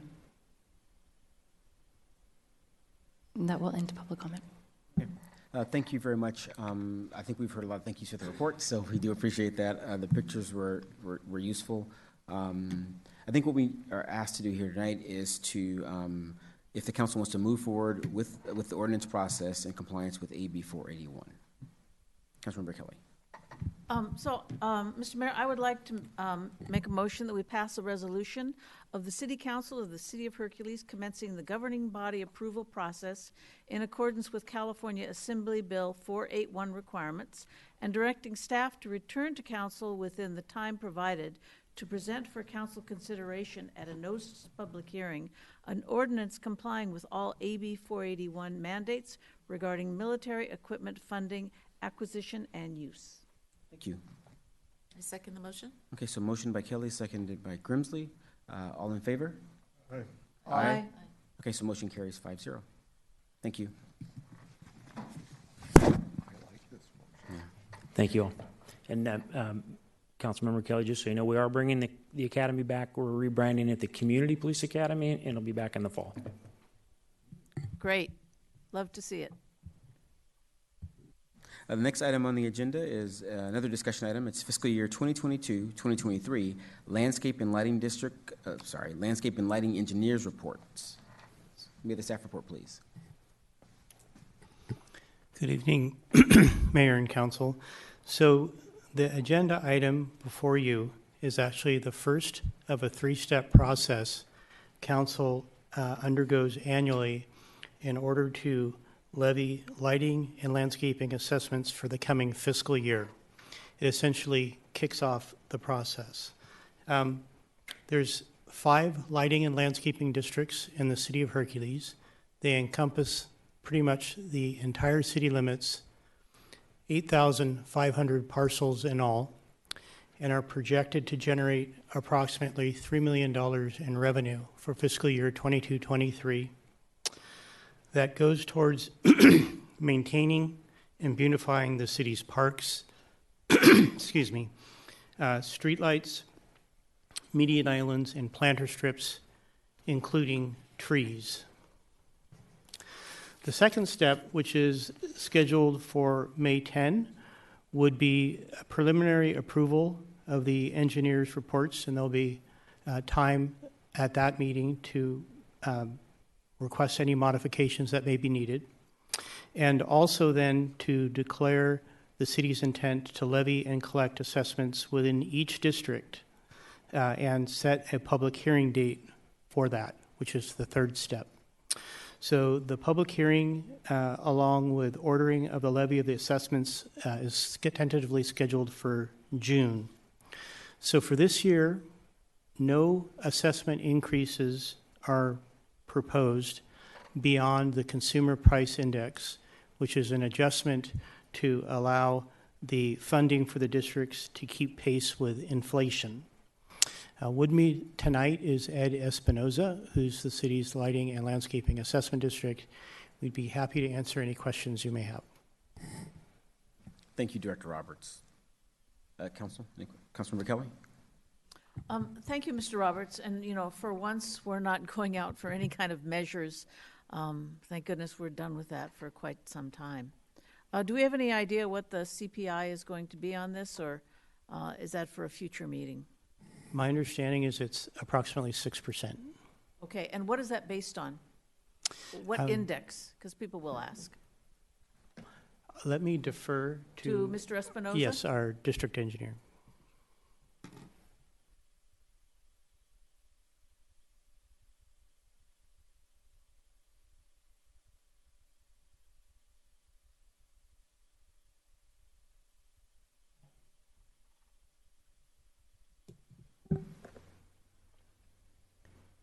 Mr. Espinoza, are you with us?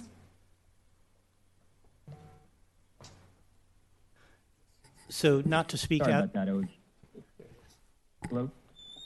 Not to speak out of turn here, but there's a. Oh, Ed, are you able to talk? Yes. Can you guys hear me? Yes.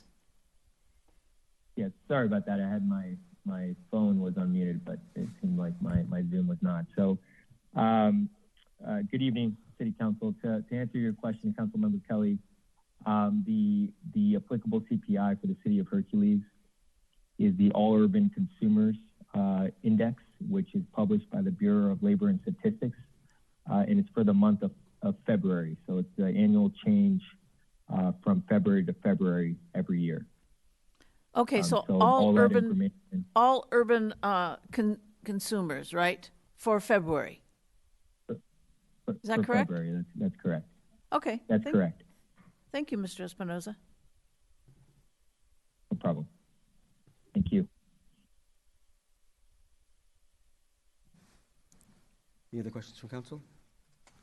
Mr. Espinoza, I have a question, if there was none. Is that Contra Costa, or is that, I think you said all urban areas, but can you define that a little bit deeper? Sure. It's regions, and so the applicable one for Hercules, or the most applicable one rather, is the San Francisco Bay Area. So it's an average of Bay Area cities. So it's not Contra Costa. It's not specific to Contra Costa County, but it's the general Bay Area. Okay, and is there a reason why it is not Contra Costa County? The Bureau of Labor and Statistics doesn't publish an index that is specific to Contra Costa. Okay, that's BLS. That's the federal government. So does Correct. Does Coco County? I'm sorry, I spoke over you. I apologize. Does Coco County provide one? Contra Costa County? No, not to my knowledge. Okay. Not to my. Thank you.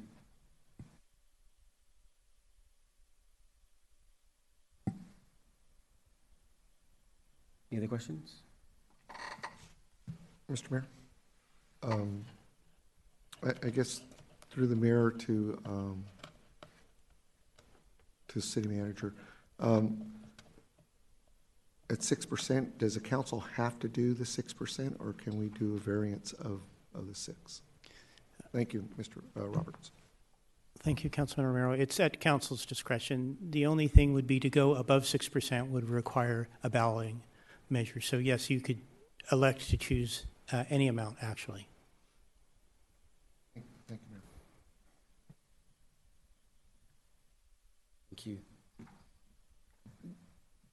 Okay, so I think the thing before us is this resolution that we have. So, and this is the first of, I think, 3 steps is what we heard. Final step in June. Do you have a motion? So, Mr. Mayor, I would like to make a motion that we pass a resolution of the City Council of the City of Hercules directing the filing of the annual engineer's report for City of Hercules Landscaping and Lighting Assessment District number 83-2, Victoria by the Bay Landscaping and Lighting Assessment District number 2002-1, Hercules Village Landscaping and Lighting Assessment District number 2002-2, Baywood Landscaping and Lighting Assessment District number 2004-1, and Bayside Landscaping and Lighting Assessment District number 200-1 pursuant to the Landscaping and Lighting Act of 1972. Thank you. So motion by Kelly. I'll second the motion, Mayor. Okay, so motion by Kelly, seconded by Romero. I'm going to pause, if it's okay. We usually do discussion. I didn't ask for public comment. Can we take a second for that? Looking to our attendees tonight, if you'd like to make a public comment on this item, please use your raised hand icon or dial *9.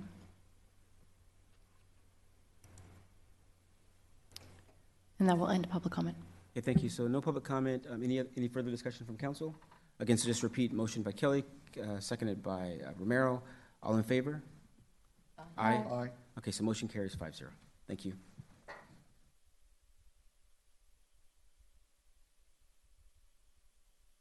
Next item on the agenda is regular single-use foodware, accessories, and standard condiments in compliance with AB 1276. May we have the staff report, please?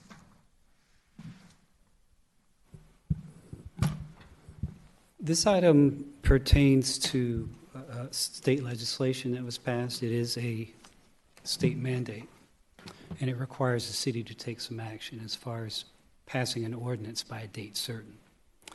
What it involves is called AB 1276, and it's a measure that regulates the distribution of single-use foodware accessories by food vendors. The change is that those items can only be provided at the request of the customer after June 1st. The items in question are single-use foodware accessories, which means disposable products intended for single use, such as plastic forks and spoons and so forth, as well as standard condiments like ketchup packages, spices, sauces, creamers, and so forth. So after June 1st, the state has determined that food services establishments cannot distribute those unless it's requested by the customer. They've also mandated, however, that the enforcement of this provision falls upon the local governments. So the city is required to, at the minimum, adopt some enforcement criteria by June 1st, and this would occur by ordinance. So you see in your report on page 136 and 137 that some cities, such as Palo Alto, did the bare minimum. In other words, they met the AB 1276 requirements, but they didn't go any further. There are other jurisdictions that, in addition to meeting the state mandate, are taking an additional step of banning these single-use plastic items entirely. And most of them take an approach of phasing that in over time. So I mentioned in the staff report that there are really two decision points. And one of them is, does the city want, as a matter of policy, to go beyond AB 1276 and do what some of these other cities have done and ban plastics outright? And if so, how does the city want to implement that? Would it be over time, to phase this out? And if so, what would that look like? The second decision point is the penalty. Under state law, the penalty under 1276 is a fine of $25 for each day the violation occurs, not to exceed $300 annually. Now, the state law allows for cities to be more stringent, so the city could, in meeting AB 1276 requirements, decide that they would use its own penalty schedule. For instance, what we have now on the books with administrative citations, which is $100 per first offense, $200 for the second, and $500 for the third within a 1-year period. That's, again, a policy call. So what I've included here, I didn't draft an ordinance for Hercules because we wanted to get some policy direction from you, but I did include a draft ordinance from the city of Goleta. I'm not sure if I'm pronouncing it right. Is that correct? Goleta. Thank you. I was wondering about that all day. The city of Goleta, they have a very well-drafted ordinance that does the minimum. And what they are proposing there is a two-step process where they will adopt the AB 1276 requirements now to meet the June 1st deadline, but they're going to come back and talk about additional measures. There's an interest there in going forward and with a ban. They just wanted to get this in place first to allow for a broader discussion and to reach out to stakeholders, the public and the food industry, to get their input before they move forward with that second piece. So those are really your options. I'll kind of lay them out once again. The first is just to do AB 1276. We'll draft an ordinance. It'll be incorporated into our municipal code. It will give us the enforcement authority, and we would enforce it. Now, probably on a complaint-only basis. We don't have a code enforcement staff to actively go out and monitor compliance, but we could probably follow up on a complaint basis. The second option would be to do what Daly City did and go further, if that's the will of the council. And Daly City, they got a bit of a head start. They started this process earlier, but they intend to implement the ban by June 1st. So it's going to be part of this initial ordinance. Goleta, did I say it wrong again? Goleta? Goleta. Where is that? Thank you. Bad geography, I apologize. So Goleta is doing the two-step process that I described. So this kind of lays out your options there.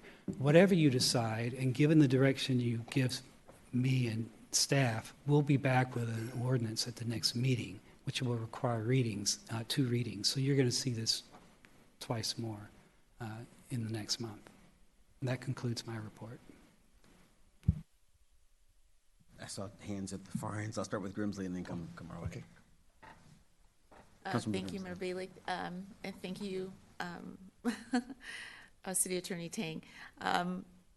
With respect to our current policy and our fines, assessment of fines, how often have we assessed fines, say, in the last 2 years? We haven't. We do. It was fairly recent that the council adopted this administrative citation program, but without code enforcement, active code enforcement here, what we've done is developed a process where we send out notices of violation. And the last I heard, we've gotten over 90% compliance from that process and haven't needed to issue citations for the most part. Councilmember Romero. Thank you, Mayor Bailey.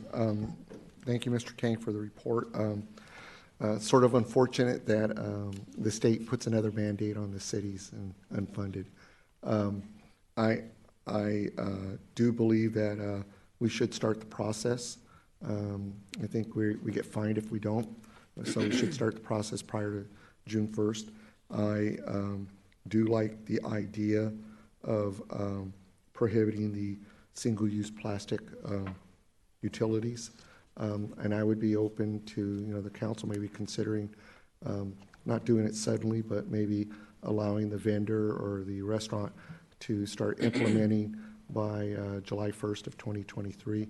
Gives everybody a year. But I would probably expect that plastic use will eventually evaporate, and we'll be going to something a lot more eco-friendly to the environment. So I also would like to see us with a little higher rate violation, and that would be in line with what we've also charged with other violations. So, and it's nice to hear that our letters do work, and we do get compliance. But I've seen a lot of restaurants recently. I think coming back recently at Chick-fil-A, they don't mention anything. You have to ask. So when you go through the drive-through, you have to ask for, whether you want barbecue sauce or ketchup. So I think a lot of restaurants have already instituted that, and so it would be good for the city of Hercules to go a little bit further than what the state wants on that. Thank you. Councilmember Kelly. Thank you. I have to agree with Councilmember Romero. Of course, we have to pass this ordinance now to be in compliance with AB 1276. But at a point after we get this passed, come back, like the city of Goleta, and have a discussion about maybe banning single-use plastic utensils. But give the restaurants and give the vendors time to go through their current supplies and look for a new supply. I don't want to spring this on them right away. But a lot of cities do have recyclable utensils and even recyclable food containers for takeout and so forth. And yeah, so I'd like to come back and have a discussion about that in the future, but pass this one now so that we're in compliance by June 1st. Thank you. Yes, ma'am. Okay. Thank you to our city attorney for the report. I'm for the two-tier process as well. I'm not sure about the fines, but I think we could start off with what the state recommends, or what's recommended in language, and then when we come back for that second round, we could hear from restaurant tourism. We want to come in and join the discussion, and then set fines or any higher standards with their input during the public comment process. Yes, Councilmember Romero. Yes, thank you, Mayor Bailey. So as staff would, once we pass the ordinance, would staff be just sending the fruit vendors in the city of Hercules notification that there's a new ordinance? Okay. And then, so when this first came out, I very strongly felt that the county should be supervising this, because the county goes to restaurants and food vendors and they do a permit process. And so the county could have easily been the enforcement on this. And I was real surprised that the county, I think it's community services area, they adamantly refused. I actually emailed all 5 supervisors to try to get a discussion about it, because the county is the one that goes and inspects. So all it is a simple question and ask, are you doing this process? And they absolutely refused to do that.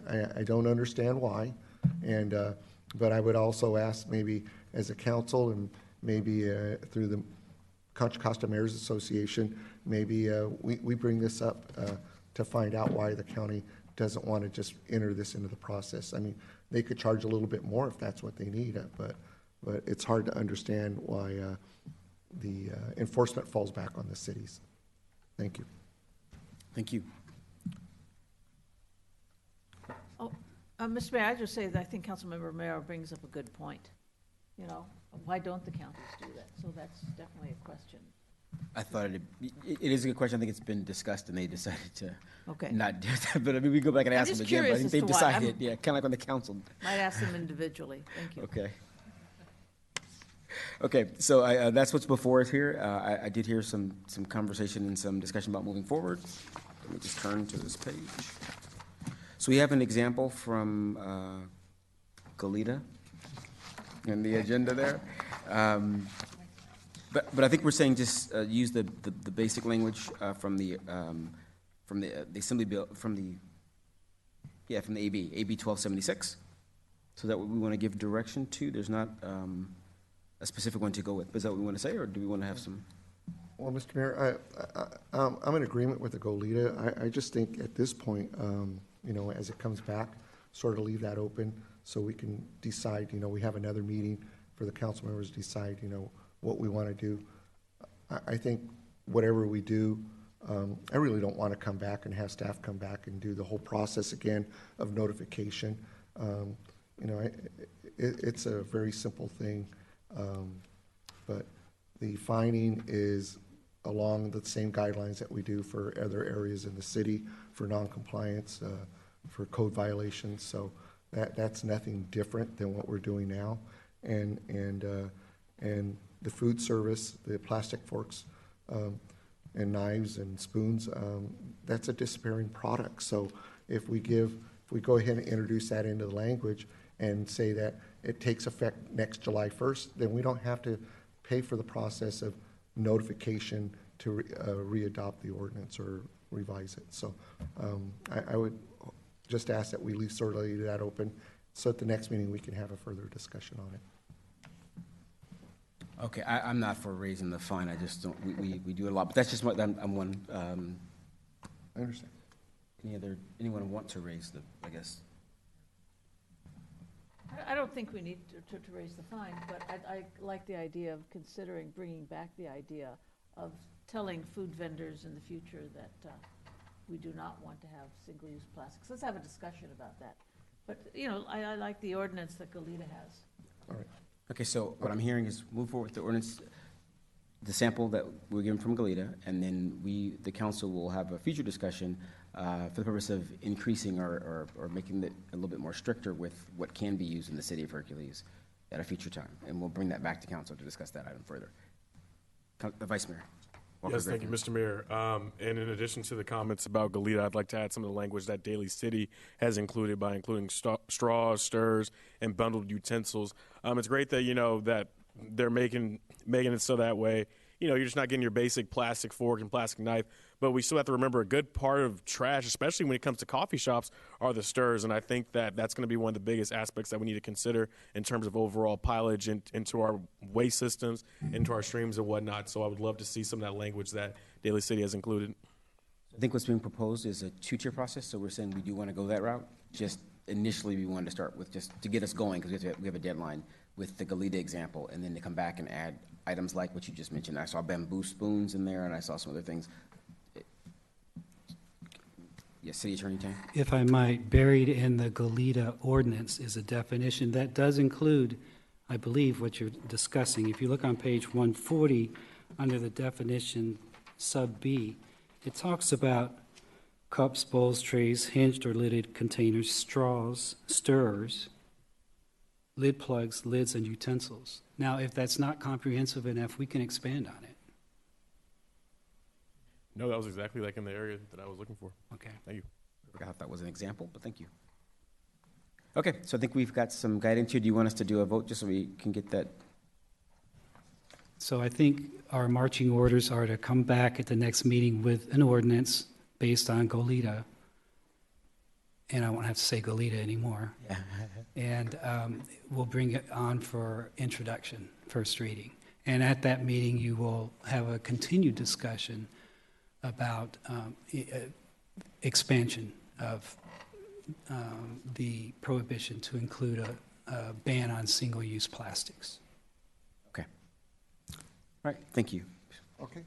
Yes. Okay. Oh, and I guess what we should do, we should have asked for public comment. I'm going to remember to do that at some point tonight, even though it's in red, highlighted. Thank you, Mayor Bailey. Looking to our attendees, if you'd like to make a public comment, please use your raise hand icon. Tanya Little, go ahead.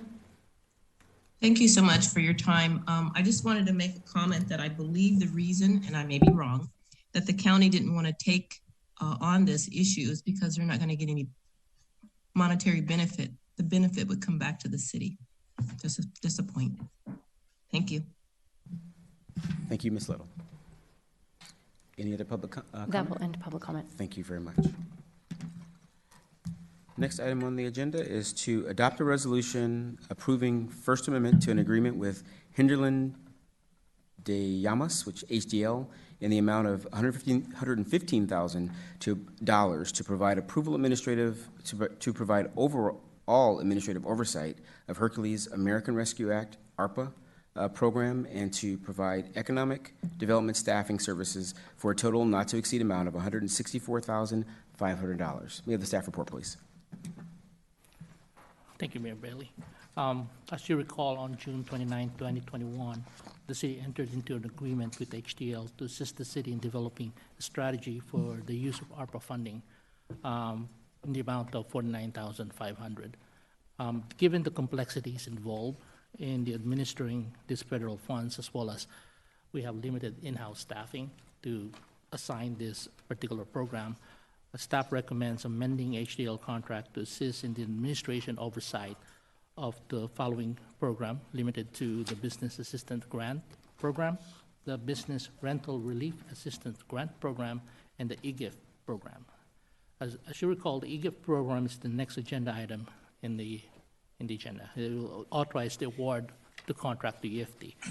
And the eGift program was approved during the mid-year for $65,000 and HDL will assist the staff in developing both business assistance and rental relief grant programs that will be presented as part of the budget process for possible adoption in the second meeting in June. The ARPA administration will add an additional $50,000 to the contract. Also, HDL will provide economic development staffing services, which we currently don't have, including retail attraction and development services support as needed and directed by the city. The ED staffing will add an additional not to exceed amount of $65,000 to the contract. With the total contract amendment not to exceed amount of $115,000 and fully reimbursable by the lost revenue under ARPA. Based on this amendment, the total contract amount would exceed the city manager's authority of $100,000 on reimbursable contract. Additionally, the Economic Development Subcommittee approved the recommendation to move forward with the amendment. With that, the staff recommends approving a first amendment to HDL contract and resolution to adjust the general fund budget in the amount of $115,000. And also, we have Barry Forster here from HDL to answer any questions that you might have. On that, that's conclude my staff report. Thank you. Thank you, Director Gatto. Are there any questions from council on this item? Councilmember Romero. Thank you, Mayor Bailey. So, Mr. Gatto, part of this is this, so there's $50,000 for program administration and then the $65,000 for staffing. So there's not an amount that we've determined that we would be using for the program, for e-card program or anything? This is just to set up the program? Yes, this is the administration of the program to set up the program. Okay. Right. So, yeah, go ahead. Okay. And then the next thing is this is the second item where we're moving money from one entity to another. And so so far during this process of the ARPA funding and we're taking some of that money, can we in the future, maybe if this is ARPA funding, can we have a running total for this fiscal year of what we've used? So, we're moving 115,000 here and 50,000 there, and I just don't want to get sticker shock come June 30th when we've realized we spent, a large amount of money. We'll have that in the next meeting in March 10th. We'll have a running total of those ARPA On these items as they come up, if we're using the ARPA funding, sure. Yeah. Maybe we could just show a running total. Absolutely. Okay? Thank you. Thank you, Mr. Mayor. Okay. Thank you, Councilmember Romero. Any other questions from council? Councilmember Kelly. No, I would just say that's good. I'd like to have the running total too, just so we know. I mean, you're headering these numbers all day long. Mine's not. So just so, like Councilmember Romero says, we don't have sticker shock, and I think this is great. Staff doesn't have the ability to do that. HDL does, and I would very much appreciate their administration. So I think that's great. And any other comments? Councilmember Grimsley. I just want to thank you for the report. I'm excited that we're moving forward to fund a program that will benefit both community members and local business.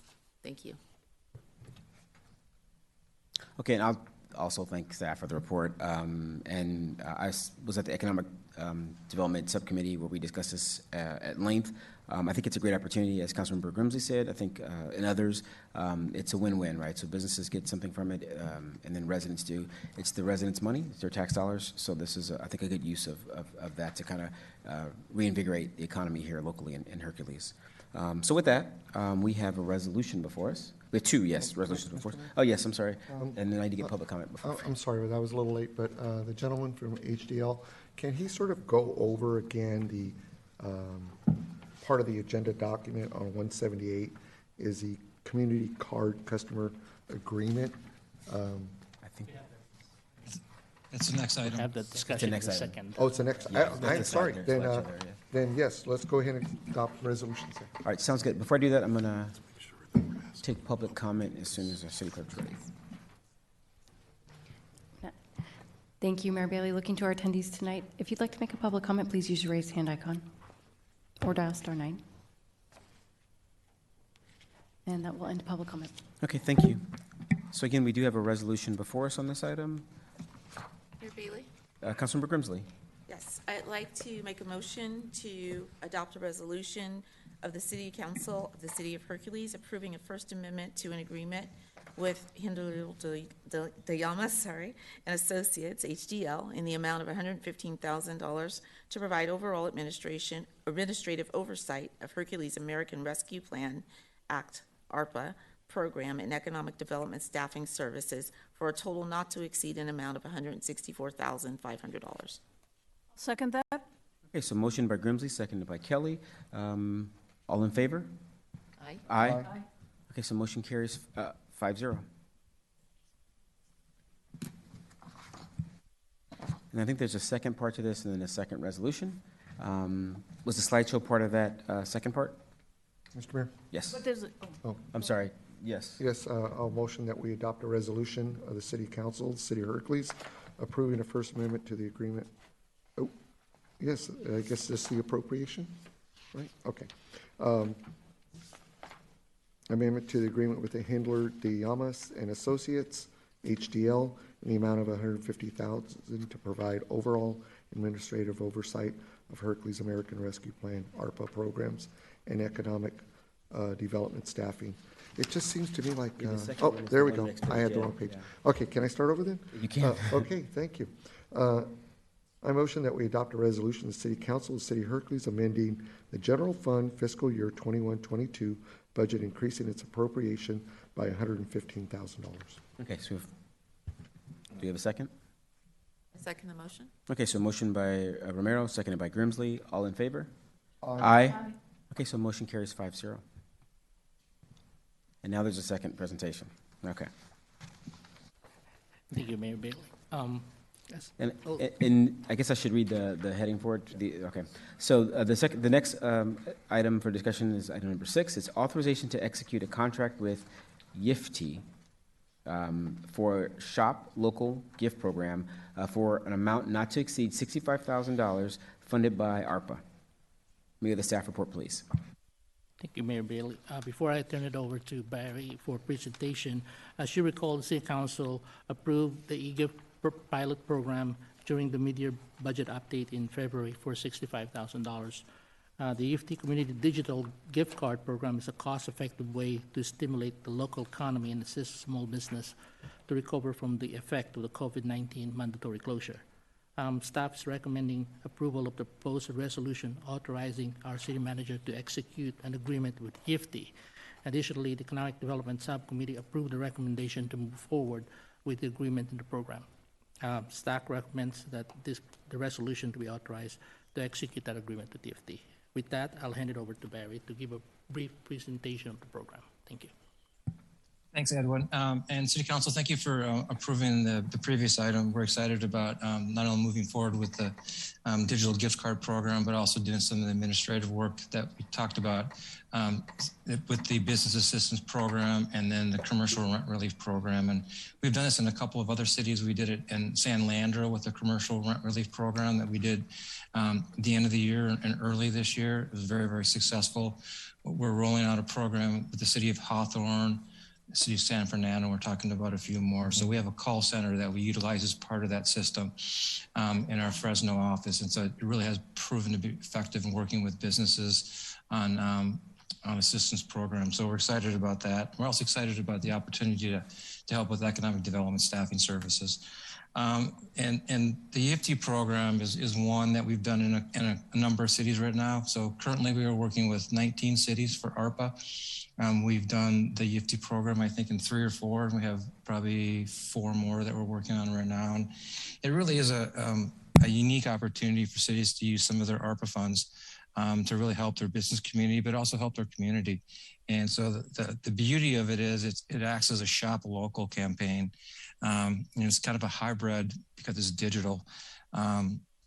It really helps businesses that participate in this because they're getting the benefit of people shopping locally and keeping their dollars in Hercules. But then it also helps we're recommending, and a lot of the communities are doing these buy one, get one bonus programs. And so it gives your residents something too. And so it really has that that kind of that multiplier effect that's not only helping your business community, but it's helping your residential community, and especially that Shop Local campaign. So if we could move to the next slide, please.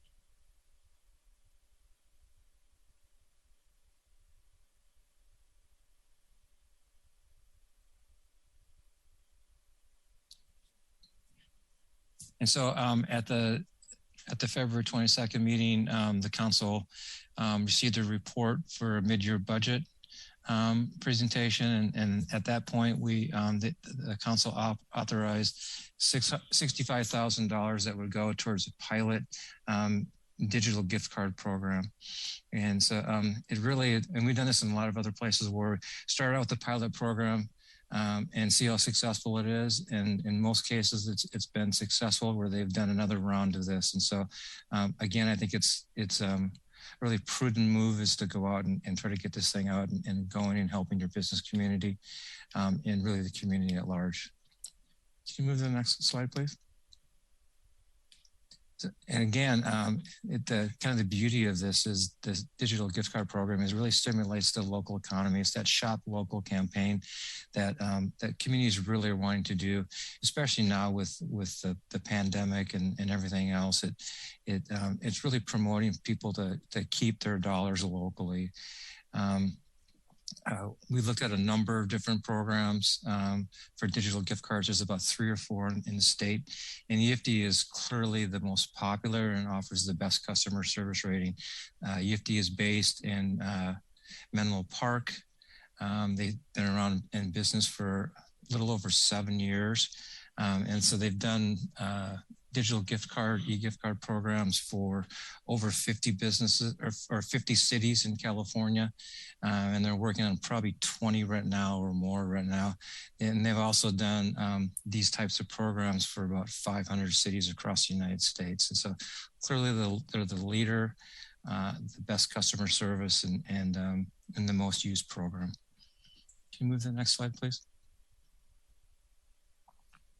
You know, again, the beauty of this is because it's that Shop Local. It assists your small businesses and then your residential community. So what we're recommending and what cities are typically doing is you do a buy one, get one free. So a resident purchases a $25 gift card and then they get one for $25. And that $25 is actually paid for with ARPA dollars. There's no cost to a business to participate. They have to go ahead and agree to participate. It would be focused on doing this for small businesses. Major businesses, corporate businesses are not going to get their approvals. So it really is focused on the small businesses. Typically, it's going to be 20 employees or less. It can be open and eligible, and we're recommending that for franchisees. Even though a franchisee might be affiliated with a large company, a national company, they really are more of a local business. There's the franchisee is a local operator and owner. Can you move the next one, please? So the $65,000 that's been budgeted, yeah, it's paying for that bonus gift card. Plus there's $1 plus a 5% delivery fee that EFT takes. And the most of that goes to MasterCard, who's actually running the program and taking out all the fraud and everything out of that. It's kind of similar to using your credit card. And then EFT helps with, helps the city and we'd be part of that too with the branding. And so it's helping to create something that's special and unique to Hercules. And kind of marketing that that digital gift card. Can you move to the next slide, please? So with that, we think this is something that's really going to benefit Hercules. It's going to benefit your small businesses, but then it's going to have that rippling effect to help your community as a whole. And we would agree with the proposal to go ahead and approve the resolution and execute the agreement with EFT. Okay, thank you very much. Council members, Councilmember Kelly. Thank you, Mr. Foster. Appreciate it. It sounds like a great idea. Can you tell me in practice how this works? Yeah. So I mean, the digital gift card. So I don't get a physical gift card? I mean, I can understand about, you know, buying it online, but then how do I actually use it with my, for example, my bakery? It's going to be done. It's going to be done through your smartphone. It's going to be done through an app, and I think when I've talked to UFD in the past, is a very, very small percentage of people that that haven't had the capability or wanted to do it digitally, and they can provide a certificate or a card for it, but 99.9% of the people do it on their phone, on their smartphone. Okay, so let me give you an example. So let's say I go to, let's say I get a card, for $50, the ARPA pays half, I pay half. So, and I have $25 to spend, but what I go and buy is $30. So on my phone then, would I show them the $25 and then I would, through my credit card or cash or another means, pay the extra $5 at the transaction? Well, typically it's going to be it's going to be buy one get one. So if you're buying $25, you're actually getting an additional $25. So you're getting a $50 gift card, and so you've got that access for the $50. That $1 plus that percentage, that's when they purchase the card. There's no other fees associated with this. Okay, so let's like say I go to my bakery and I'm buying a lot for a big party, and the purchase I'm going to make is going to be $60. So I use my $50 digital gift card. Then you I also use another form of payment to make it up to $60, right? Correct. Okay, that's all I wanted to know. And this is just for local businesses. Can we designate which businesses in our city we want this for? Yeah, we're going to work with your staff to go ahead and we're going to want to target those. We're going to look at those businesses that and sectors that have been damaged the most, right? In terms of sales, and typically what we've seen in most communities is we're going to target restaurants. We're going to target small retailers. We're going to target personal services, nail, hair salons, that kind of thing. And so it's going to kind of focus on those. If there's something especially unique to Hercules, we'd sure love to hear from you. But so we're going to target those, and then the businesses have to opt into it and be part of the program and accept these. And I think part of that, what we've heard too, is that again, the small businesses that do participate like doing this, and they really have gotten good customer service from UFD on this, and so they get a very high rating. Okay, great. Thank you very much. You're welcome. Thank you, Councilmember Kelly. Any other questions? Councilmember Grimm, I'm sorry, I did have Vice Mayor Walker Griffin. Okay, Councilmember Grimsley, go ahead. Thank you, Mayor Bailey. And mine is a comment. I'm just excited about this program. I think it's going to be a great benefit to folks. It makes it really easy. I work in the city of Berkeley, and I have something similar there where it's used primarily for restaurants. So I have a snack pass, so I never actually have to have cash for food. So that makes it really easy and nice for me as a consumer. Thank you, Councilmember Grimley. Vice Mayor Walker Griffin. Thank you, Mayor Bailey. And no question, just more so a comment. I'm very proud and just happy to see this item back before us today. I was the one who actually brought it up because if you know anything about me, you know I'm the person that stays in Hercules 24/7. And for whatever reason, if you open up my coffee cabinet, all of my coffee is specific to brands here in Hercules.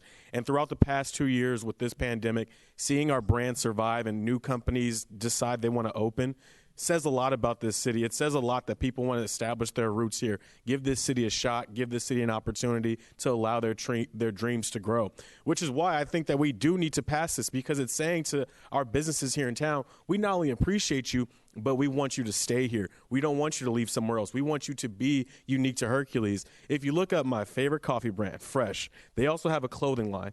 And they have some shirts that say straight out of Hercules, Hercules Original, stuff like that, that brands this city for what it is. And having been someone who's lived here since they were 6 years old, I know way too many people pass this city up and don't give it the opportunity that they need, which is why I'm urging my colleagues to move forward with this. Thank you. Thank you. Councilmember Romero. Thank you, Mayor Bailey. Mr. Foster, I'd like to find out, did I read somewhere in the contract with the EFD, we can buy products, but there's no tipping? Tipping is not part of this. If you wanted, the person can tip with another form, Okay. but it's not part of the digital gift card program. Okay, and well, I always like to make sure that as we're doing this, that whoever's buying the card understands that. Yep. So I don't know how we could do that. And then I have to sort of agree with Councilmember Kelly. I like a card myself. I don't like going on my phone. I'm old-fashioned, so I don't have PayPal or anything like that. So it would be nice if we were able to buy a card and maybe have one card where it just downloads on the car and make it easier.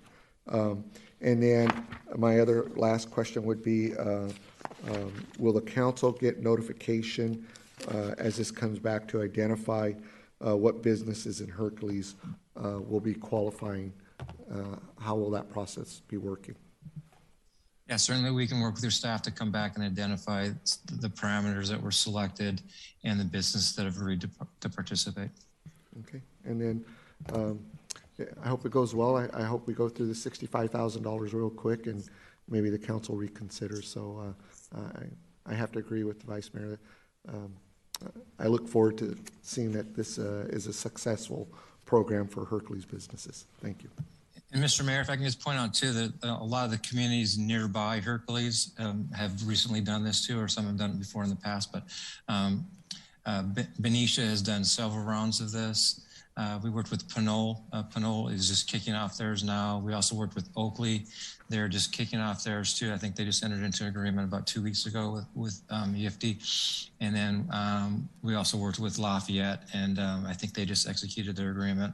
Worked with San Leandro, Newark, and a few others. And so I think that there's a lot of other Bay Area communities that are close to Hercules that have done this too. And I think you'll like it, and it will do a lot to stimulate the local economy. Thank you. And then I'll have a question, then I'll go to Councilmember Grimsley. These are just clarifying points. I think I did hear that folks can request a card. I assume that's a plastic card if they don't want to use the code, the E-code.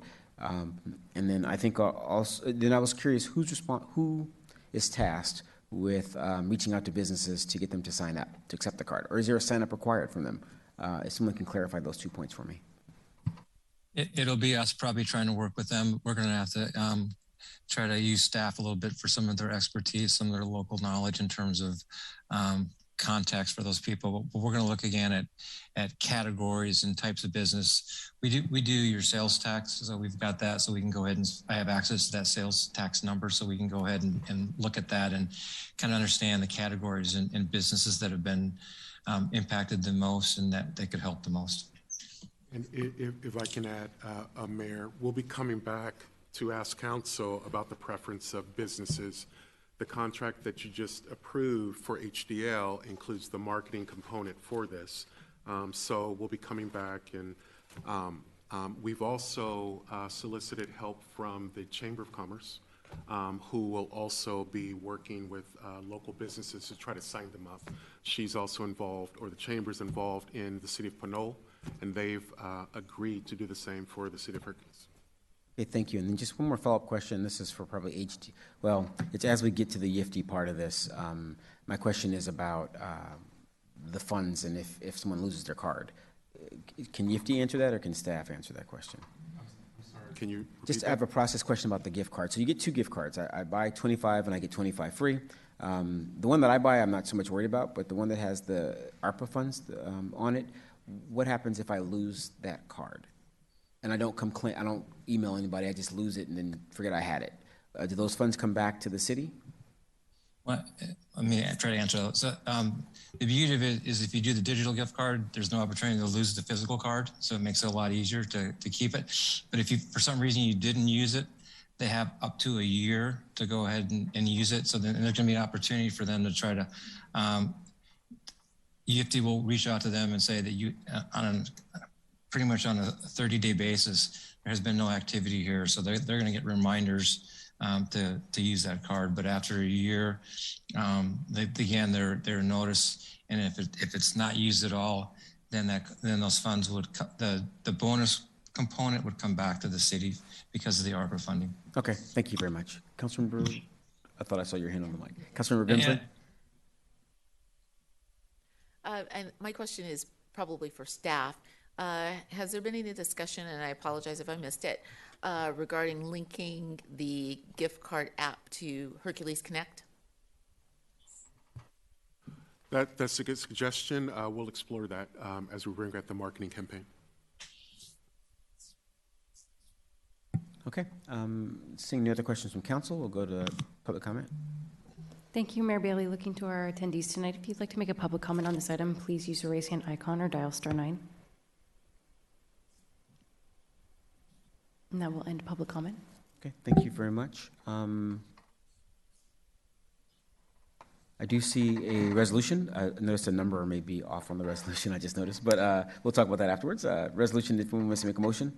Okay, Mr. Mayor, I motion that we authorize the city manager to execute an agreement with YIFTI for a Shop Local gift card program for the amount not to exceed $65,000 funded by American Rescue Plan Act, ARPA funds. Second. Okay, so motion by Councilman Romero, seconded by Vice Mayor Walker Griffin. All in favor? Aye. Aye. Okay, so motion carries 5-0. Thank you. And the next item on the agenda is public communications. Do you have any additional public comment? Thank you, Mayor Bailey. Nothing additional in written, but I will look to our attendees. And if you would like to make a public comment, use your raise hand icon or dial *9 at this time. And that will end public comment. Okay, thank you very much. Next item on the agenda is City Council, City Manager, City Attorney, announcements, Committee, Subcommittee, and Intergovernmental Committee reports and future agenda items. We'll start with the City Manager. Great, thank you, Mayor. Just a couple of announcements. We mentioned Hercules Connect. I just wanted to give you some prelim stats for that.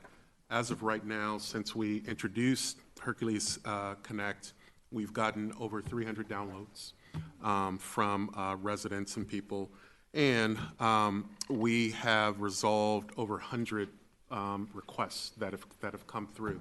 So it is helping with customer service and also tracking our demand. You know, that we can utilize that in future analysis. So very proud of that. Wanted to also remind or announce our City Council goal setting workshop this Saturday, April 30th at 8 a.m. at the Senior Center. And so that's a public meeting, but that is our workshop. Next, I wanted to actually remind the community about the Community Cleanup Day, which is Saturday, May 7th, from 8 to 11 at the Courtyard. And information, if you need additional information, please visit our website. Lastly, I'd like the city clerk to talk about our town hall on diversity and inclusion. Thank you, City Manager Hall. We are excited to announce that we'll be partnering with Circle Up, and we will be hosting a virtual town hall on inclusion and diversity on May 17th at I believe it's 6:30 p.m. and Zoom details to come, and we'll be pushing this out on social media very shortly. Thank you. That's all I have. Thank you. City Attorney. No announcements, Mr. Mayor. Thank you. Next, we have council member announcements. We'll just start. Councilmember Kelly. Okay, just a couple of reports. At CCTA this week, it wasn't terribly exciting. We did discuss the I-680 in a Highway 4 interchange. There are several different phases of that to improve the access there, so that was good. There was a letter there from CCTA to MTC with the transit-oriented communities feedback, and you'll hear more about that in the future. Also, OBAG 3 is coming up. There'll be a call for projects in May or June, so our city definitely knows about that. And lastly, at the WCTAC meeting, WCTAC has received a grant for $562,000 for environmental justice and regional mobility along the Richmond Parkway, which could also use some lovely greening and things like that. So that's all I have. And I will be at the book sale this weekend, maybe during lunchtime on Saturday and certainly on Sunday. So hope to see you there at the library. You, Councilmember Kelly. Vice Mayor? No announcements, Mr. Mayor, but I too will be at the book sale this Saturday, along with our meeting this Saturday as well. Thank you. Councilmember Romero? No announcements. Thank you. Councilmember Grimsley? A few things. On Wednesday, April 20th, the Economic Development Subcommittee met. We had an opportunity to speak.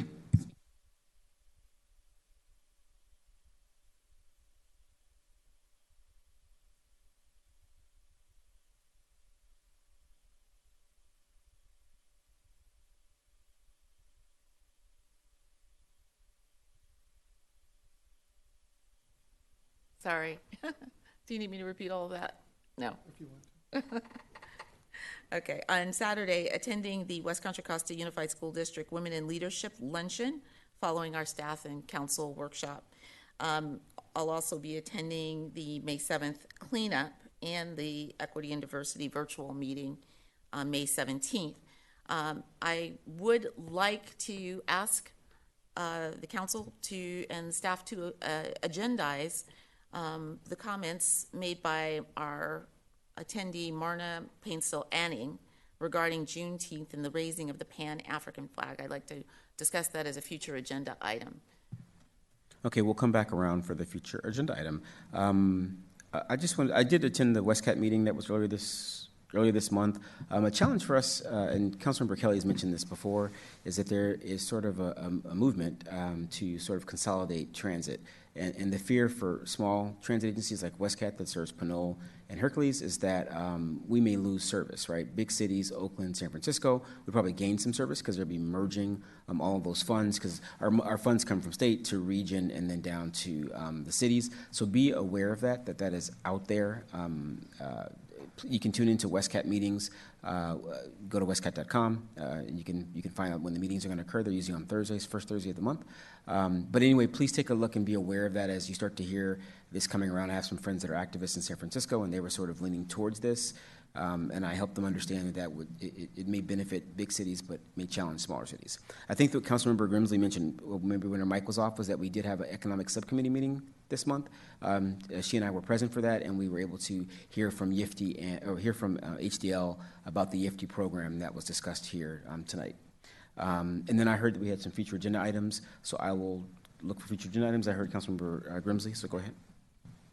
Yes, I'd like to ask for a future agenda item to discuss at our next council meeting, to discuss raising the Pan-African flag and having a small ceremony as suggested by Marna Painsil Anning and supported by members of Freed in representation of Juneteenth.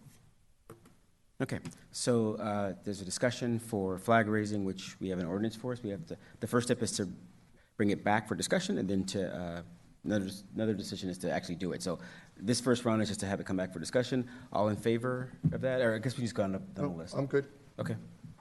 Yeah, I'm fine with that. Okay, so we'll have that come back. We'll put it on the future agenda items. And was there a second item, or was this just the one? Okay, thank you. Vice Mayor?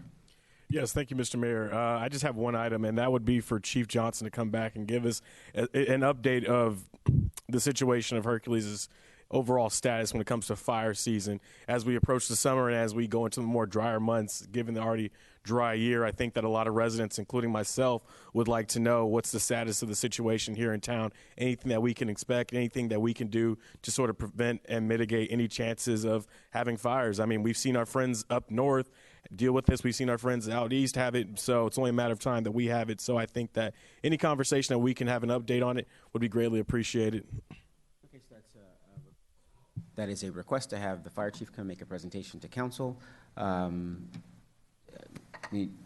in favor? Yeah, I'm in favor of that. Mr. Mayor, you have the prerogative as a mayor to do presentations, so you don't have to get the council approval on that. So you can make the offer if you want. Actually, we checked, and this goes that way too. This is the same as the feature. We did take a look at it. So it has to go through this process. We did look at the city attorney's office. So I think we, yes. I just think what's going on with the chief right now is, he's interim, and he's running, not only being the interim chief, but he's also the battalion chief also. So he's really busy, but we can always offer. Yeah, I think that's what we can do. We can make the offer, and then if he says he's busy, we would believe him, I think, at that point, yeah. I would definitely believe him, Mr. Mayor. I just think that, given that he serves two communities, there's not going to be a single person that's going to want to turn down the opportunity to hear about what's going on in their city and their town and make sure that they're safe.